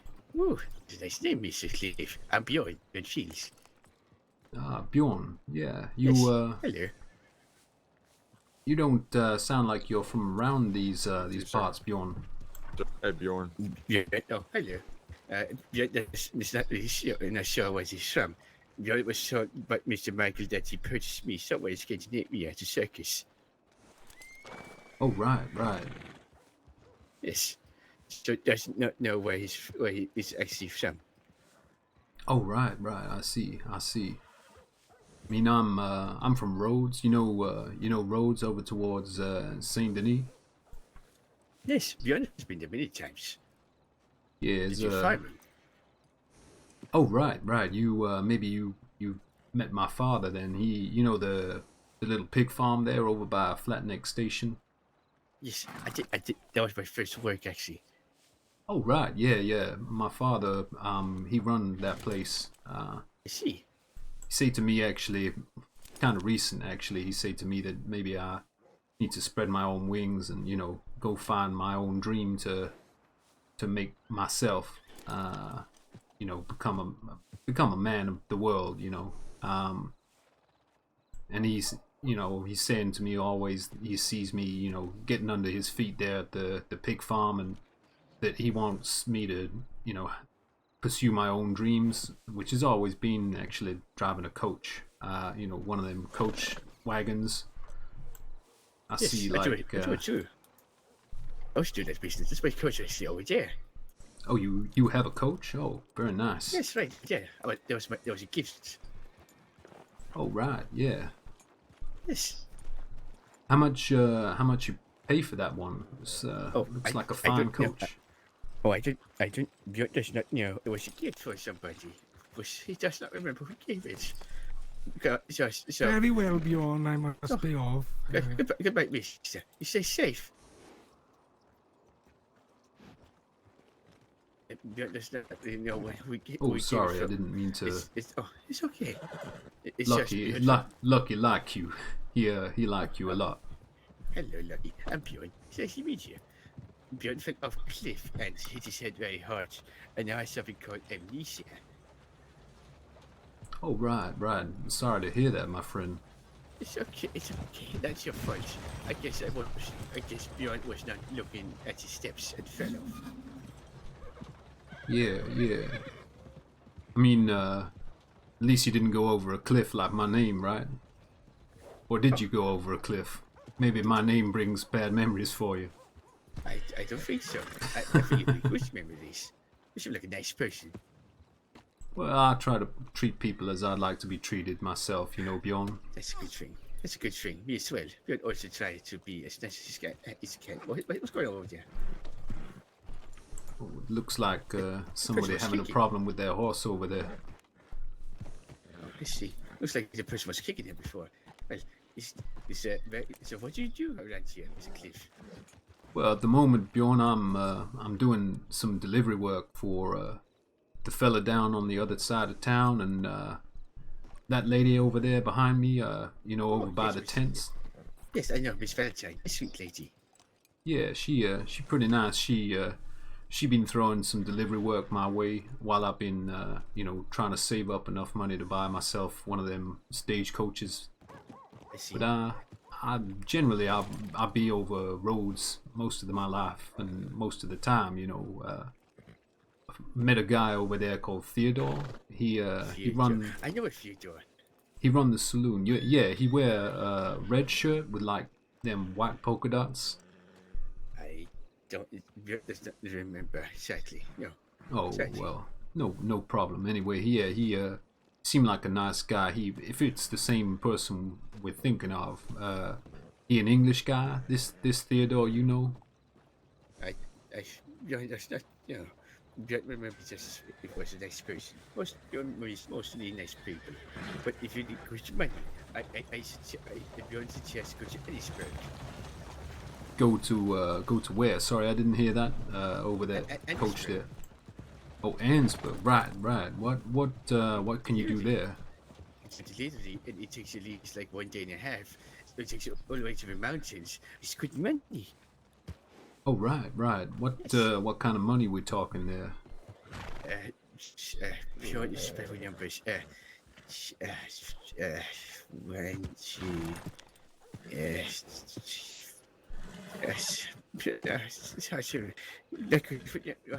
no, that's good with Hey, numbers. no, take your time, Bjorn. Take your time, my friend. 40, I think. $40. That's a real good. That's a real good wage right there. Yes, I know. I know, it's good money. Good, a lot of money for I like this guy. chocolates. Yeah. I mean, you know, for me, that would put me nearly at the sort of amount I need for my stagecoach. I think. I mean, I've saved up a little bit. I got in the bank, and you know, I know I could get one for around maybe $80 or something like that. So that would take me real close, actually. There you go, mister. Spend most of my money on my. Oh, that's Bjorn. That's really this very is generous out. of you. It's not much, but I like to help you. Well, it's very appreciated, my friend. I mean, you ever need anything, my friend, you let me know, okay? Oh, it's all right. Just a smile is enough for me. Well, I appreciate it. You know, guy called Monroe, actually one of the first people I met outside of Rhodes. He seen me actually riding up on a mule, and he said to me, you know, he gave me a deer, you know, to sell to the butcher there, because you know he could see I wasn't, you know, particularly well off, let's say. But yeah, he gave me this deer, and you know, I felt like that was a, you know, a very kind gesture. But beyond $10 is a lot of money to me, you know, my friend. Let's see. Oh, we've finished now? Well, yeah, I mean, for sure. Like I say, if You're like friends. ever you need anything, watch your back here, my friend. I think this man's about to try and come through here. He might trample you. Oh no, that's so fun. Yeah, really good right over times. That's so fun to hit. Oh, sorry, Lucky. Calm down there, Lucky. Hello, You trying to get in your face again? Hello. It's not nice, Mr. Cliff. I don't want to bother you anymore. Trouble you on your journey. You stay safe. I see you another time. Well, thank you very much, Bjorn. And as I say, if ever you need anything at all, you come find me. I'll be over Rhodes Way in the saloon over there. We might actually be back over here in Valentine over tomorrow, because actually there's guy, the Theodore, I think he need to speak to, who he run the saloon over here called Eli, I think he say. Eli. Right. But yeah, we're probably gonna be back over here tomorrow, so maybe I'll see you around there, Bjorn, and maybe I can pay you back the $10 somehow. No need to pay me back. No need. As long as you feel all right. That's what doing like this for. I appreciate you, Bjorn. I appreciate you as well. You take care out there, okay? As well. You stay safe. I will. And yeah, I will see you soon, my friend. All right. Yes, you take care. Oh.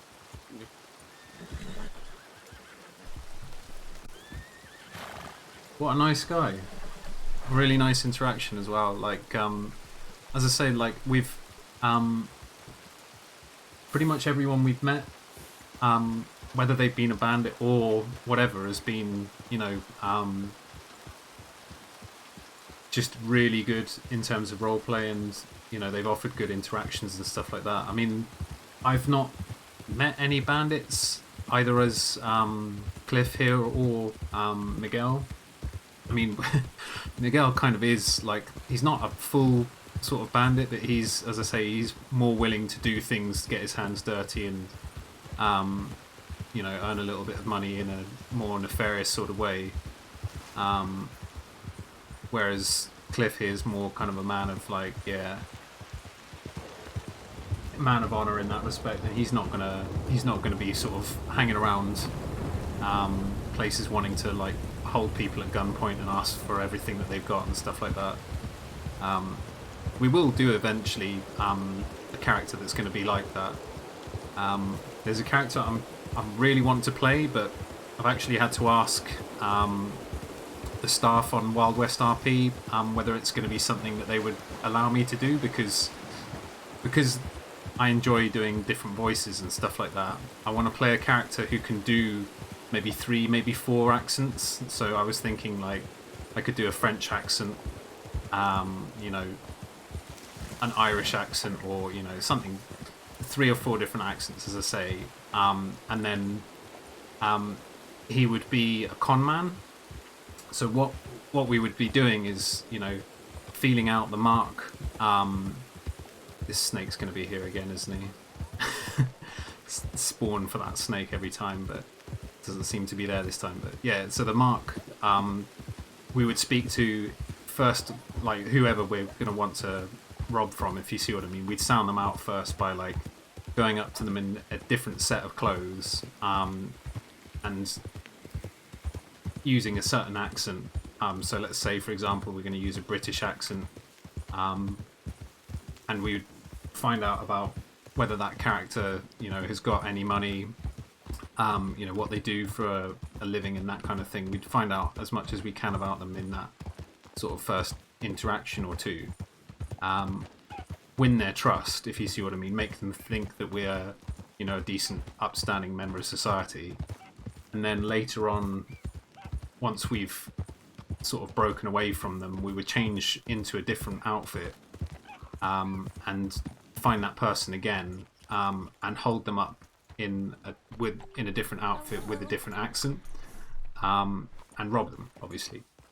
So the idea would be, you know, borderline what some people might class as power gaming, which I didn't want to run the risk of ending up getting banned off of a server that I enjoy playing on. So I asked the staff from WildWestRP if that would be something that I could do. And I was quite in-depth about how I would do it. Like, the idea would be I would potentially even have notes scattered around on the server, saying this particular outfit or whatever has been stored in this location.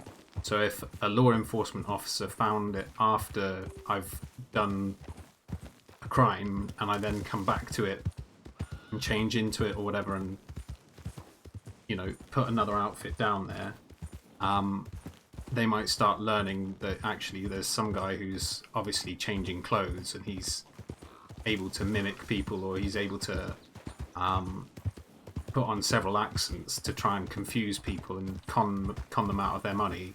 And then if he does get caught, what I would do is like obviously use a default accent, you know, like an English accent or something like that, and say, well, of course it can't possibly have been me who held them up. Yeah, I mean, you know, that's absolutely scandalous what you're saying there, law. You know, I'm a law-abiding citizen. I would have no reason to hold somebody up in that respect, sir. So I'm afraid that you're completely mistaken there. You know, so but the idea also would be that he wouldn't be perfect with his accent, so he would slip up every now and then, and give law enforcement, you know, little clues and things to eventually lead to his capture, so that people would eventually start piecing it together. They'd be like, oh, it was a French guy, or it was an English guy with a, you know, a southern accent, sounded like a London accent kind of thing, or whatever, or, you know, a posh guy, or that kind of thing. So eventually he would get caught up. But the difficulty if you're doing that kind of thing is that people will think maybe that's outside of the character's traits, if you see what I mean, that he wouldn't be able to do these kinds of things. But there are like examples in history of con men who've been really good at doing accents, and they con people by winning their trust, and, you know, disguising their motives, and then sticking them up later, and, you know, obviously taking them for everything that they've got, kind of thing. Not that we're gonna like just try and, oh, it's to the store at Valentine this time, okay. But yeah, not that we're gonna like take people to the bank and stuff like that and make them empty their bank account and shit at gunpoint. This guy's going to be a little bit more subtle, so he's going to take you out into the, you know, let's say you've talked about maybe wanting to buy a horse or something, and he knows the price of the horse is like $60 or something, so he's thinking, well, I can take this guy out here, and we can ask him to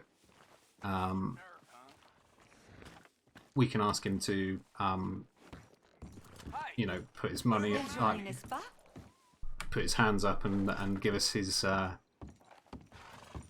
money and stuff like that, on the trip out there. But, you know, maybe, as I say, some people might think that that's going to be like power gaming or whatever, and I don't want to risk like getting a report, as I say. So I was asking the staff on the server, but no one's kind of come back to me and said yay or nay, really. So, oh shit, I don't want to get run over by this thing. But yeah, I didn't want to go ahead and make that character, and then the first person that I hold up, you know, comes and reports me and says, yeah, play a report on Carbonite, because, yeah, he's obviously, like, playing a character that's, yeah, changing his accent and stuff and making it impossible for people to be able to catch him and da-da-da-da.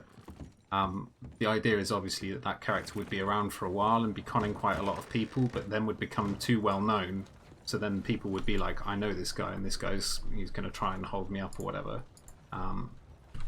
So yeah, I want it to be like not infallible, but the way I was saying I wanted to play it was quite specific, and the staff sort of haven't got back to me yet about whether or not I can do that. It might just get to a point where I just try it, and if someone does report me, I'll say, look, this is well within like the remit of what my character would do, and he is capable of doing different accents. He is capable of like you know, changing clothes and stuff like that, just in other ways that people do with their own characters. Like they'll change clothes and so forth to be a bandit, you know, go out and rob people and so forth, and then they come into town and stuff in a different outfit, and it's only going to be through like their voice or something like that. Oh, going back to that same spot again. But it's only through like the slip up of the voice or the accents and that kind of thing, or not wearing a mask or something like that, that they would be able to catch those people. But that's the same for this type of character that I was thinking of playing. So it's as I say, that's one for like down the line, maybe when we find out whether or not they'll let me do that. But it would be nice to be able to play someone who's like a real fucker in that sense as well. So I'd have like the whole spectrum of people, if you see what I mean, or types of people. So we'd have Cliff, who's, you know, born and raised, good, solid human being who's, you know, got morals and everything, doesn't want to go out and earn money by, you know, robbing people and that kind of thing. We got Miguel, who's kind of in the grey area where he'll do things to suit his own ends, but he still has lines that he won't cross, or it will take him a long time to push him to those means, if you see what I mean. Mean. And then we've got, as I say, like that other character who would be like my main sort of bandit slash con man slash nasty piece of work, who, yeah, just generally wants to rob you for everything that he can and make your day shit. But do it in a nice, enjoyable way. So, yeah, like the idea would be eventually, you know, you'd be able to con people to the extent that they know that it's happening, but they'll go along with it because the role play would be good, and it would be it's never enjoyable to get held up. Like, let's face it, some people are going to get very salty, and some people don't mind it, but it's still obviously a bit of a kick to you sometimes, especially if like you've had a bad day or whatever on the server, or you've had a bad day in real life, and like you've been robbed or something before, and you're like, I really don't want to get robbed today. I just want to go around and, you know, do my rounds today and earn some money or whatever. And then you get robbed by someone who's a con man who puts on several different voices. It might be the straw that breaks the camel's back. You know what I mean? So we don't want to be that guy that's just like doing it for the sake of being an arsehole. But yeah, it is a fine line between being a good bandit or being a good bad guy.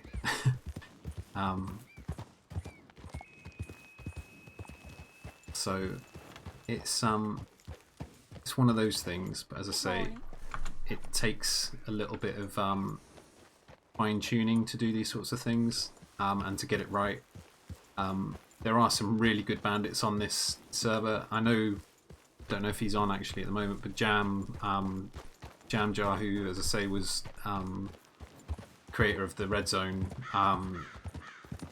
he's got like a group of people that he plays a bandit as at the moment, I think, called Biggs. And from what I've seen,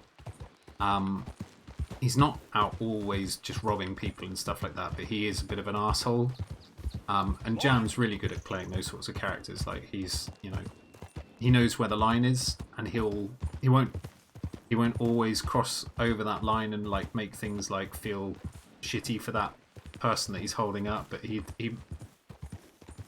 plays it in such a way that you feel like, shit man, actually, yeah, this is a really good interaction. Even if I have been held up and stuff, I appreciate that the roleplay was good, and that it's, you know, it's just how that character is, and you don't take it personally and stuff. You should never really take roleplay, like any robberies or that kind of thing, personally, because it's not about, like, for me at least, I know there's some people that it is more like about just winning the situation or the scenario, and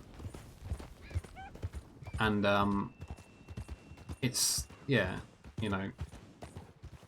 Oh.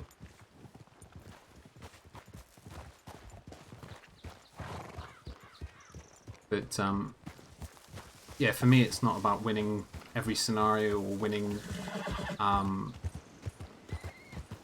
losing in that sense. Like, you'll have wins and losses in roleplay, but I just tend to look at it as it's an organic experience, and so it will mould your character. So your character will go from perhaps being someone who's really like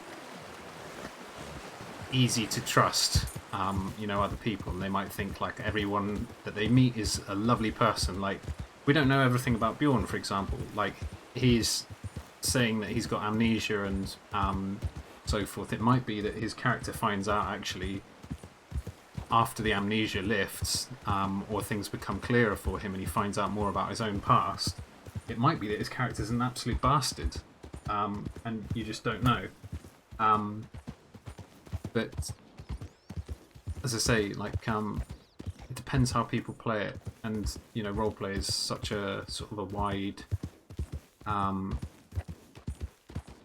spectrum of characters that people can play, and as I say, it would be nice to have like 3 different characters eventually on the go that are all sort of different in their own different ways, and that are going to provide different roleplay to people based on that sort of thing. But as I say, for me, it's never really about winning or losing. It's more about like how that particular interaction is going to affect your roleplay in the future. And oh shit! What the fuck?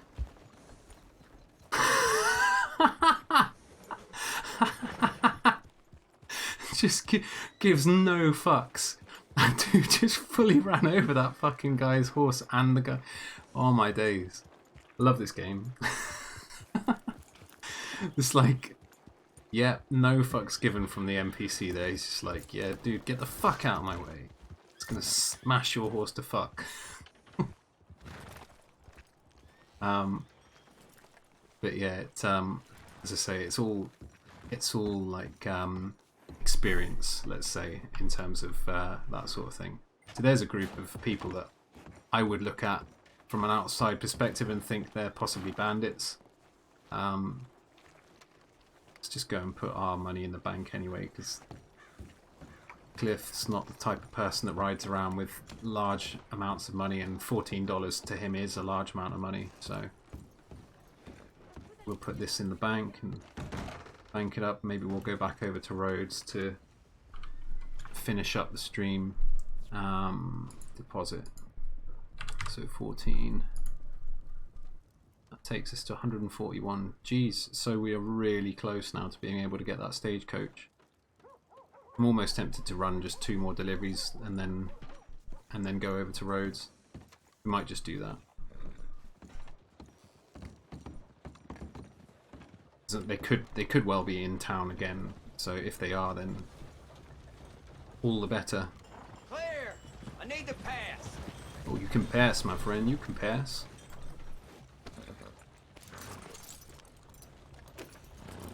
Plenty of room, my friend. Plenty of room.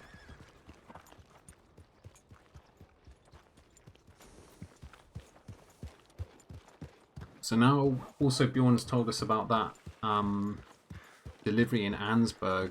So at some point we might go over to Ansburg when we go back towards Rhodes, earn that last little bit of money and stuff, or maybe we can look at buying. Is that back at the same spot again?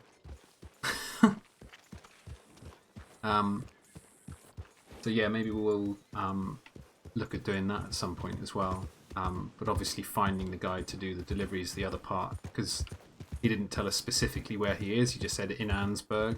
So we kind of know where Ansburg is, but we don't know who the delivery person we've got to look out for is, or any of that kind of caper. So as I say, it's all about discovering things as you go with roleplay, and yeah, just generally sort of enjoying it. Yeah, this has, unfortunately, as I say, like, I don't want it to be like a grindy sort of stream, just getting the money and stuff for the stagecoach and everything, but we're so close now that we might as well just try and finish that up. And you never know, we might get held up by bandits. I thought, like, just now where I saw those 3 people off to the, when we were coming down towards the cliff side here, I was kind of thinking that might be a moment where we run into some people who might want to hold us up or whatever. But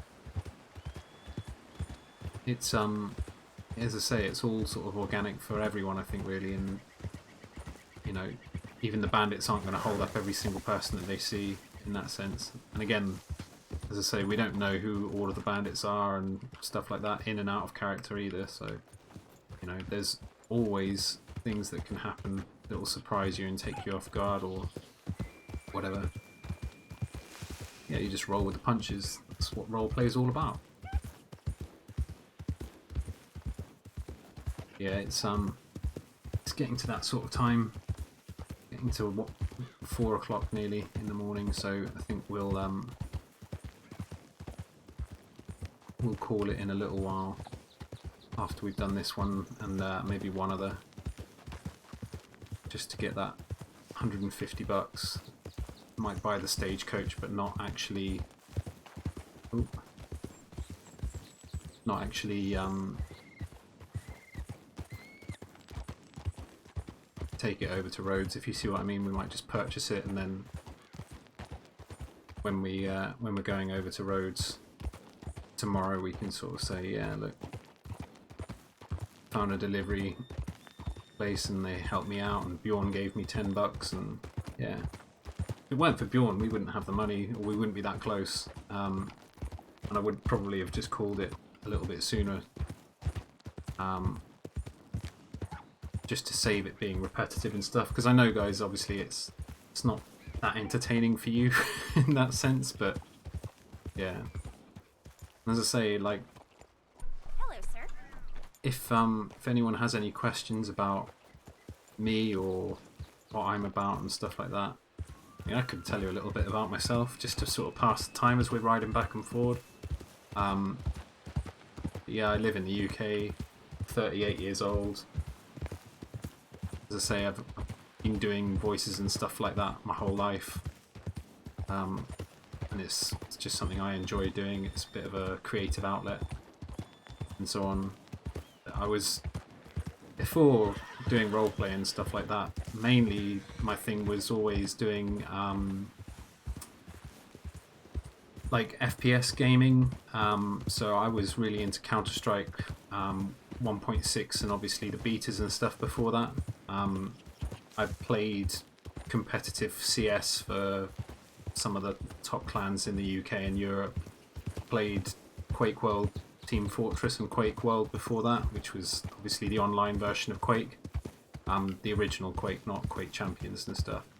I do play Quake Champions as well now, but that game's really kind of badly optimized and it's kind of broken in a lot of respects, so I tend not to play too much of it, because it does get to a point where you start feeling like, fuck this game. You know what I mean? Yeah, my history, let's say, is as a sort of an FPS gamer and someone who enjoys competitive gaming and stuff like that. So you might imagine that I would be the sort of person that if I got into a situation where it's going to be a gunfight and that kind of thing in roleplay, I might be tempted to sling my guns and start shooting. But with roleplay, as I say, you have to value people's lives, and you have to think about the situation from a perspective that you might die. And you, with a lot of characters that I've played, I've not really had like an RP death, let's say, that would make me think about perma, or like killing my character off for good. But there will be times, obviously, where you get killed by someone or you get knocked out and that kind of thing, and maybe you think, well, maybe that would be the end, like, for this character, because, you know, we've done everything we wanted to do with that character. We've explored the backstory, we've explored, you know, things that they've done in their life, and, you know, you've had good relationships with people, you've had bad relationships, and you've gone through like some upheaval and stuff like that, and sometimes it's just the right time to call it quits with a, you know, a particular character. Yeah, then other times, oh, it is right on the doorstep, so yeah, we're gonna have enough money. I think we're gonna just go and buy our stagecoach in a minute, and then we'll call it.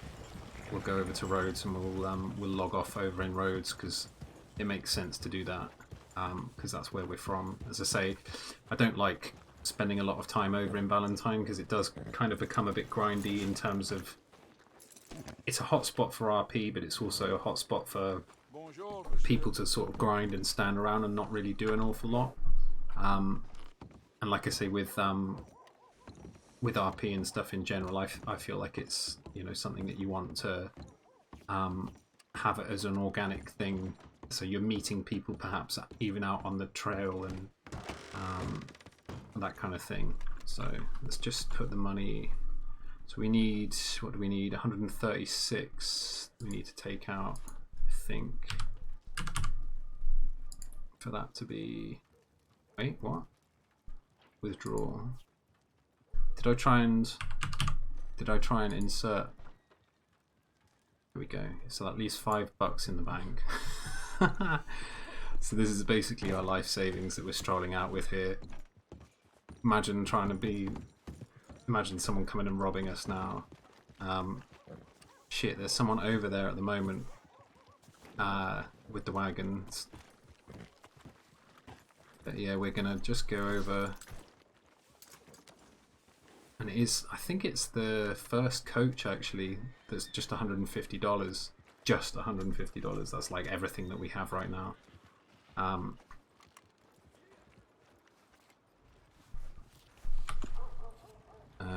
So it's coach.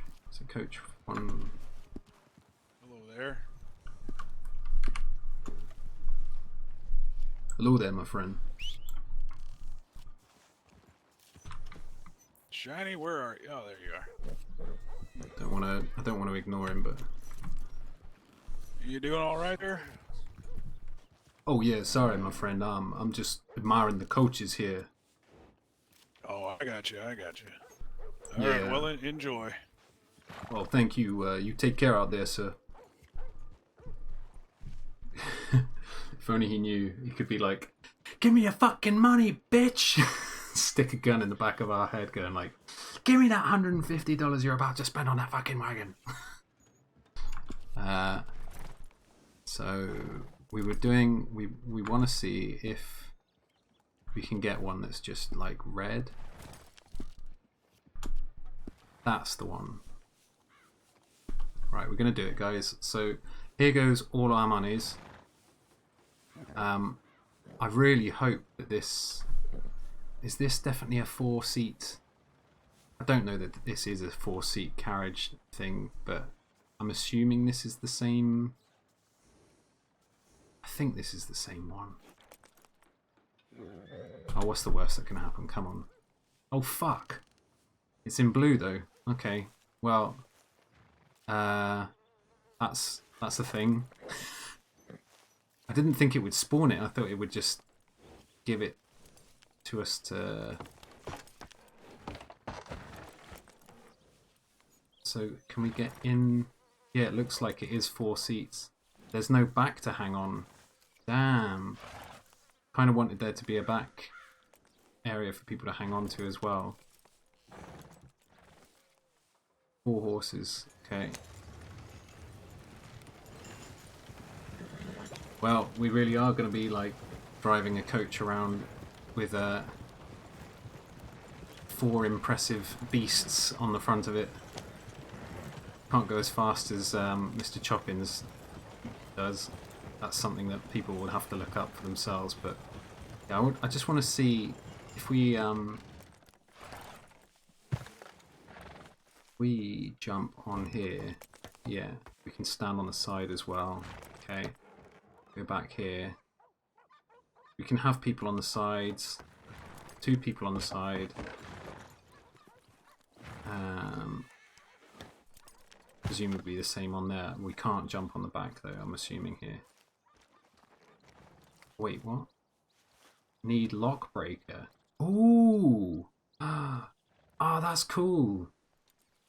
So it's got like a safe kind of thing. That's actually really cool. I really like that. I'm kind of not bothered that we didn't get the, the one I was thinking we were getting. But yeah, 4 horses is pretty cool. So if I'm assuming if 2 of them die, we can still carry on driving it with just 2 of them as well. But let's go and store this up behind the house here so that it's not in plain sight of everyone. So I don't really want to sort of like be driving this back to roads now.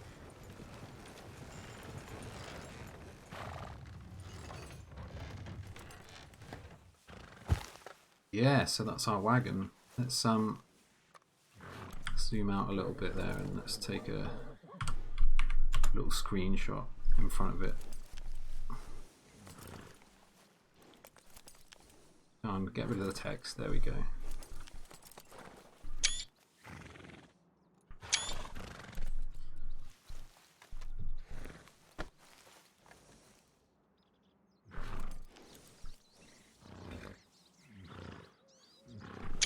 Yeah, it's looking good. Right. Well, we'll leave that here so that it's not in the middle of town like some people leave their stuff. I like that though. It's got like a little lockbox and stuff on the back. I'm wondering if that will become a thing in the future. Maybe we need some sort of a key to... Let's get out of first person mode because it always looks a bit weird when you're driving around in first person. Don't know if there's a command to despawn the wagon as well. I have to look that up in the back the server, but let's call... Oh, let's just go over and walk over to the horse, to Lucky. And we've got $5 in the bank still, guys. How amazing is that? I did kind of want the one that was just pulled by 2 horses. I didn't realise that this was a 4-horse affair as such, but it's the sort of thing that we wanted anyway, and that's nice that it's got like a little bit on the back. The stagecoach, presumably the stagecoaches are different. Let's just have a quick look as we go past it and just have a check. Because if I really do decide that we want something different, I know that I can speak to the guys and get them to do like a $150 refund or whatever, and then we can buy the other ones instead. It's not that one. Is it Stagecoach 3? No, it's not that one. I think it's... Is it that? No. Stagecoach 5. It's not that one.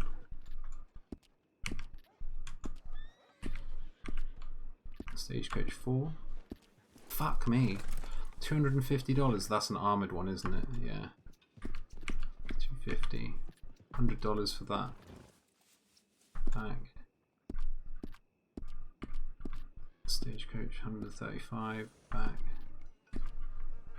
Which one was the... Oh, it's just that one then.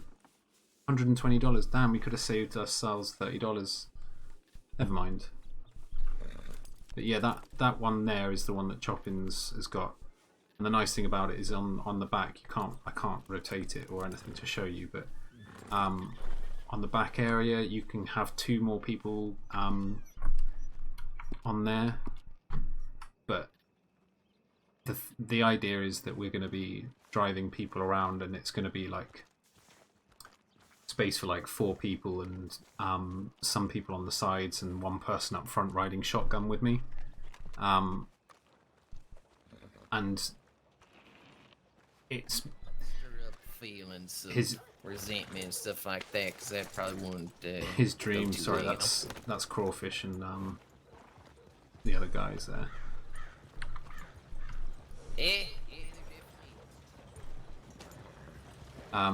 But yeah, we're not going to insert ourselves into that. As much as I like Coolidge, and I think we did meet that guy Eli before. I don't know if Doobie's still on. I don't think he is. No, he must have got off now. But yeah,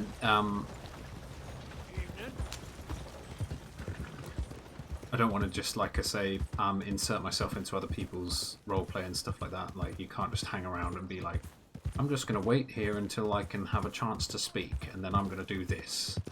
Like, that's not... You wouldn't do it in real life. You don't know the people, do you? Like, you're not just going to hang around standing there like, yeah, hi. I noticed you guys talking here on the corner.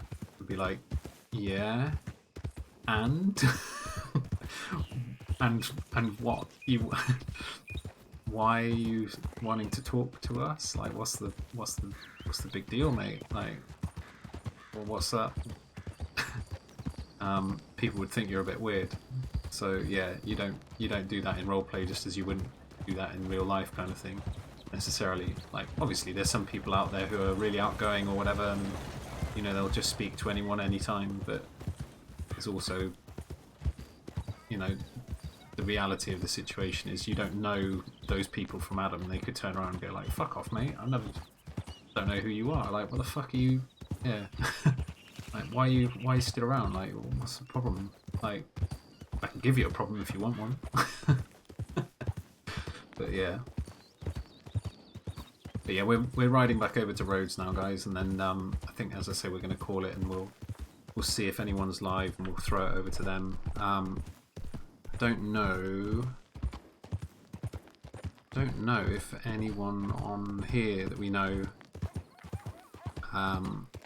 that well to sort of pass them over to, but Kuda might be live actually. I don't know if Chansu will be streaming tonight, but I'm fairly sure Kuda will be. So we'll put you guys over to the Barracuda in a little bit when we get over there.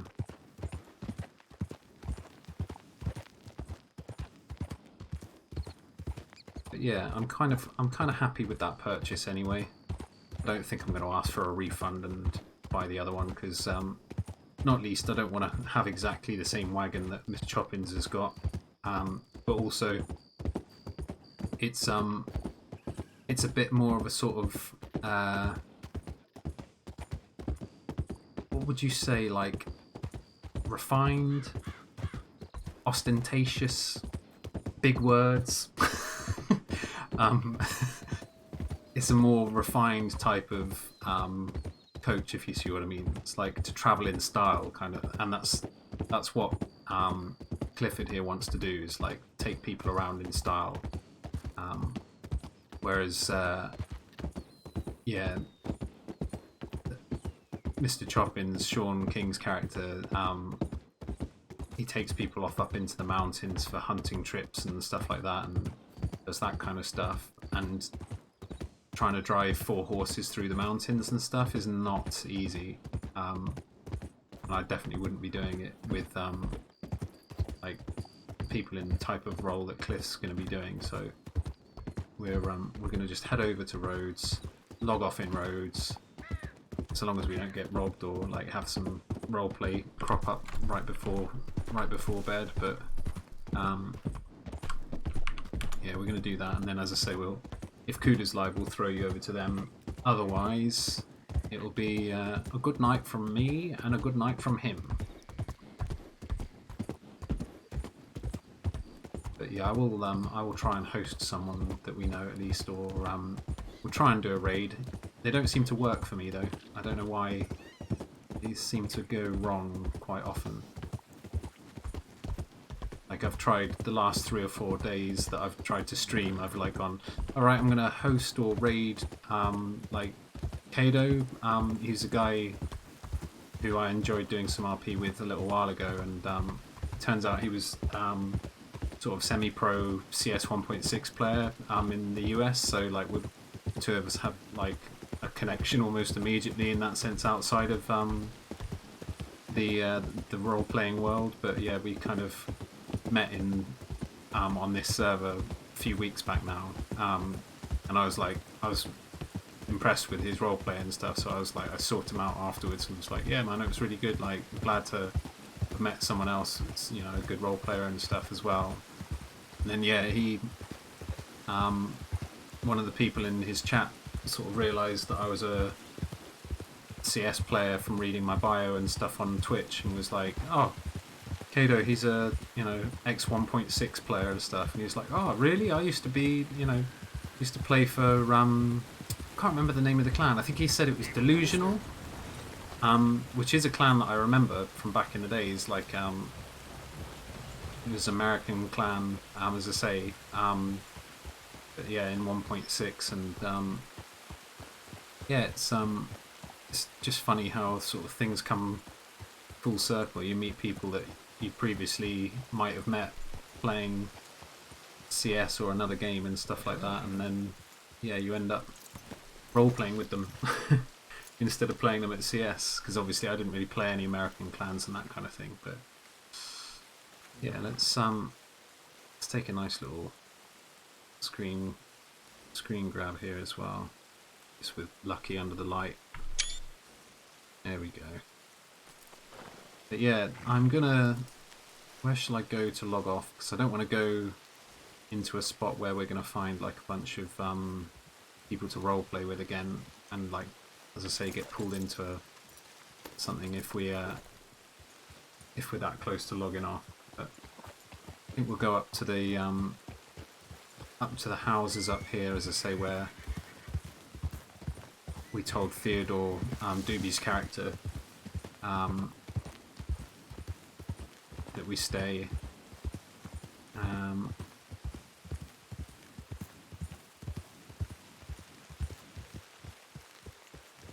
This is where the fence would be. Actually, this is like more... Yeah, it's not really... I thought there was a little house, like a proper little house here, but there's not really. Actually, yeah, we kind of use that. Use that shack over there.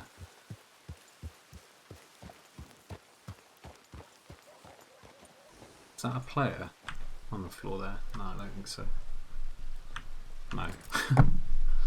Thought for a second when I heard someone saying, "I ain't drunk." Here.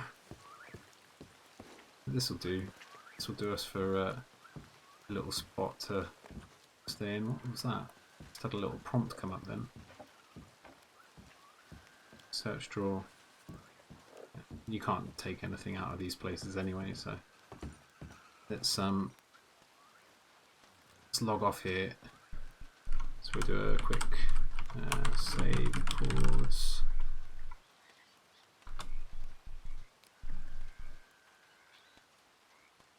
And yeah, let's just swap over to, I don't know if we've got a, here we go,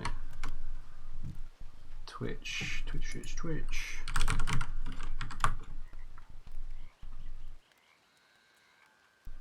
Just going to check now, guys, who we've got that we're following that's live, and send you over to them, do a little raid or something. Obviously I don't have any kind of emotes or anything like that, but just like put some love in the channel if we can find someone.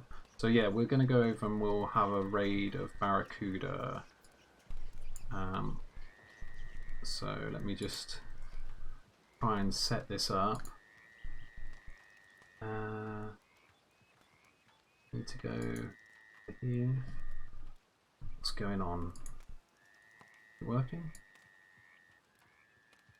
But yeah, as I say, thanks guys for sticking around from Mida's raid, and it's let me just mute that. Yeah, thanks for sticking around, and come over and have a little raid of the Barracuda with me. And as I say, we're going to go over and say hello.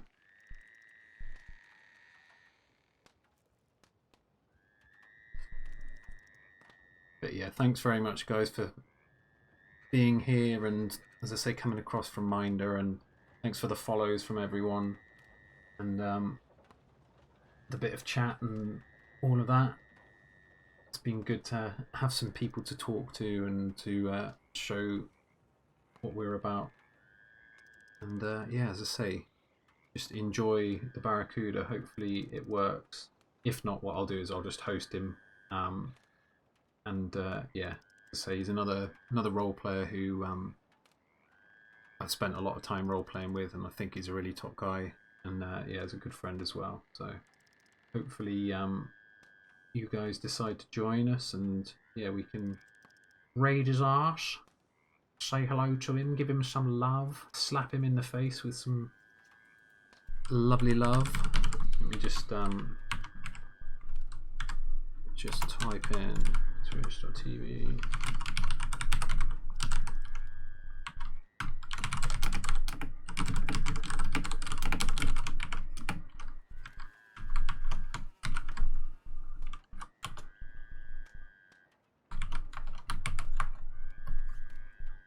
There we go, guys.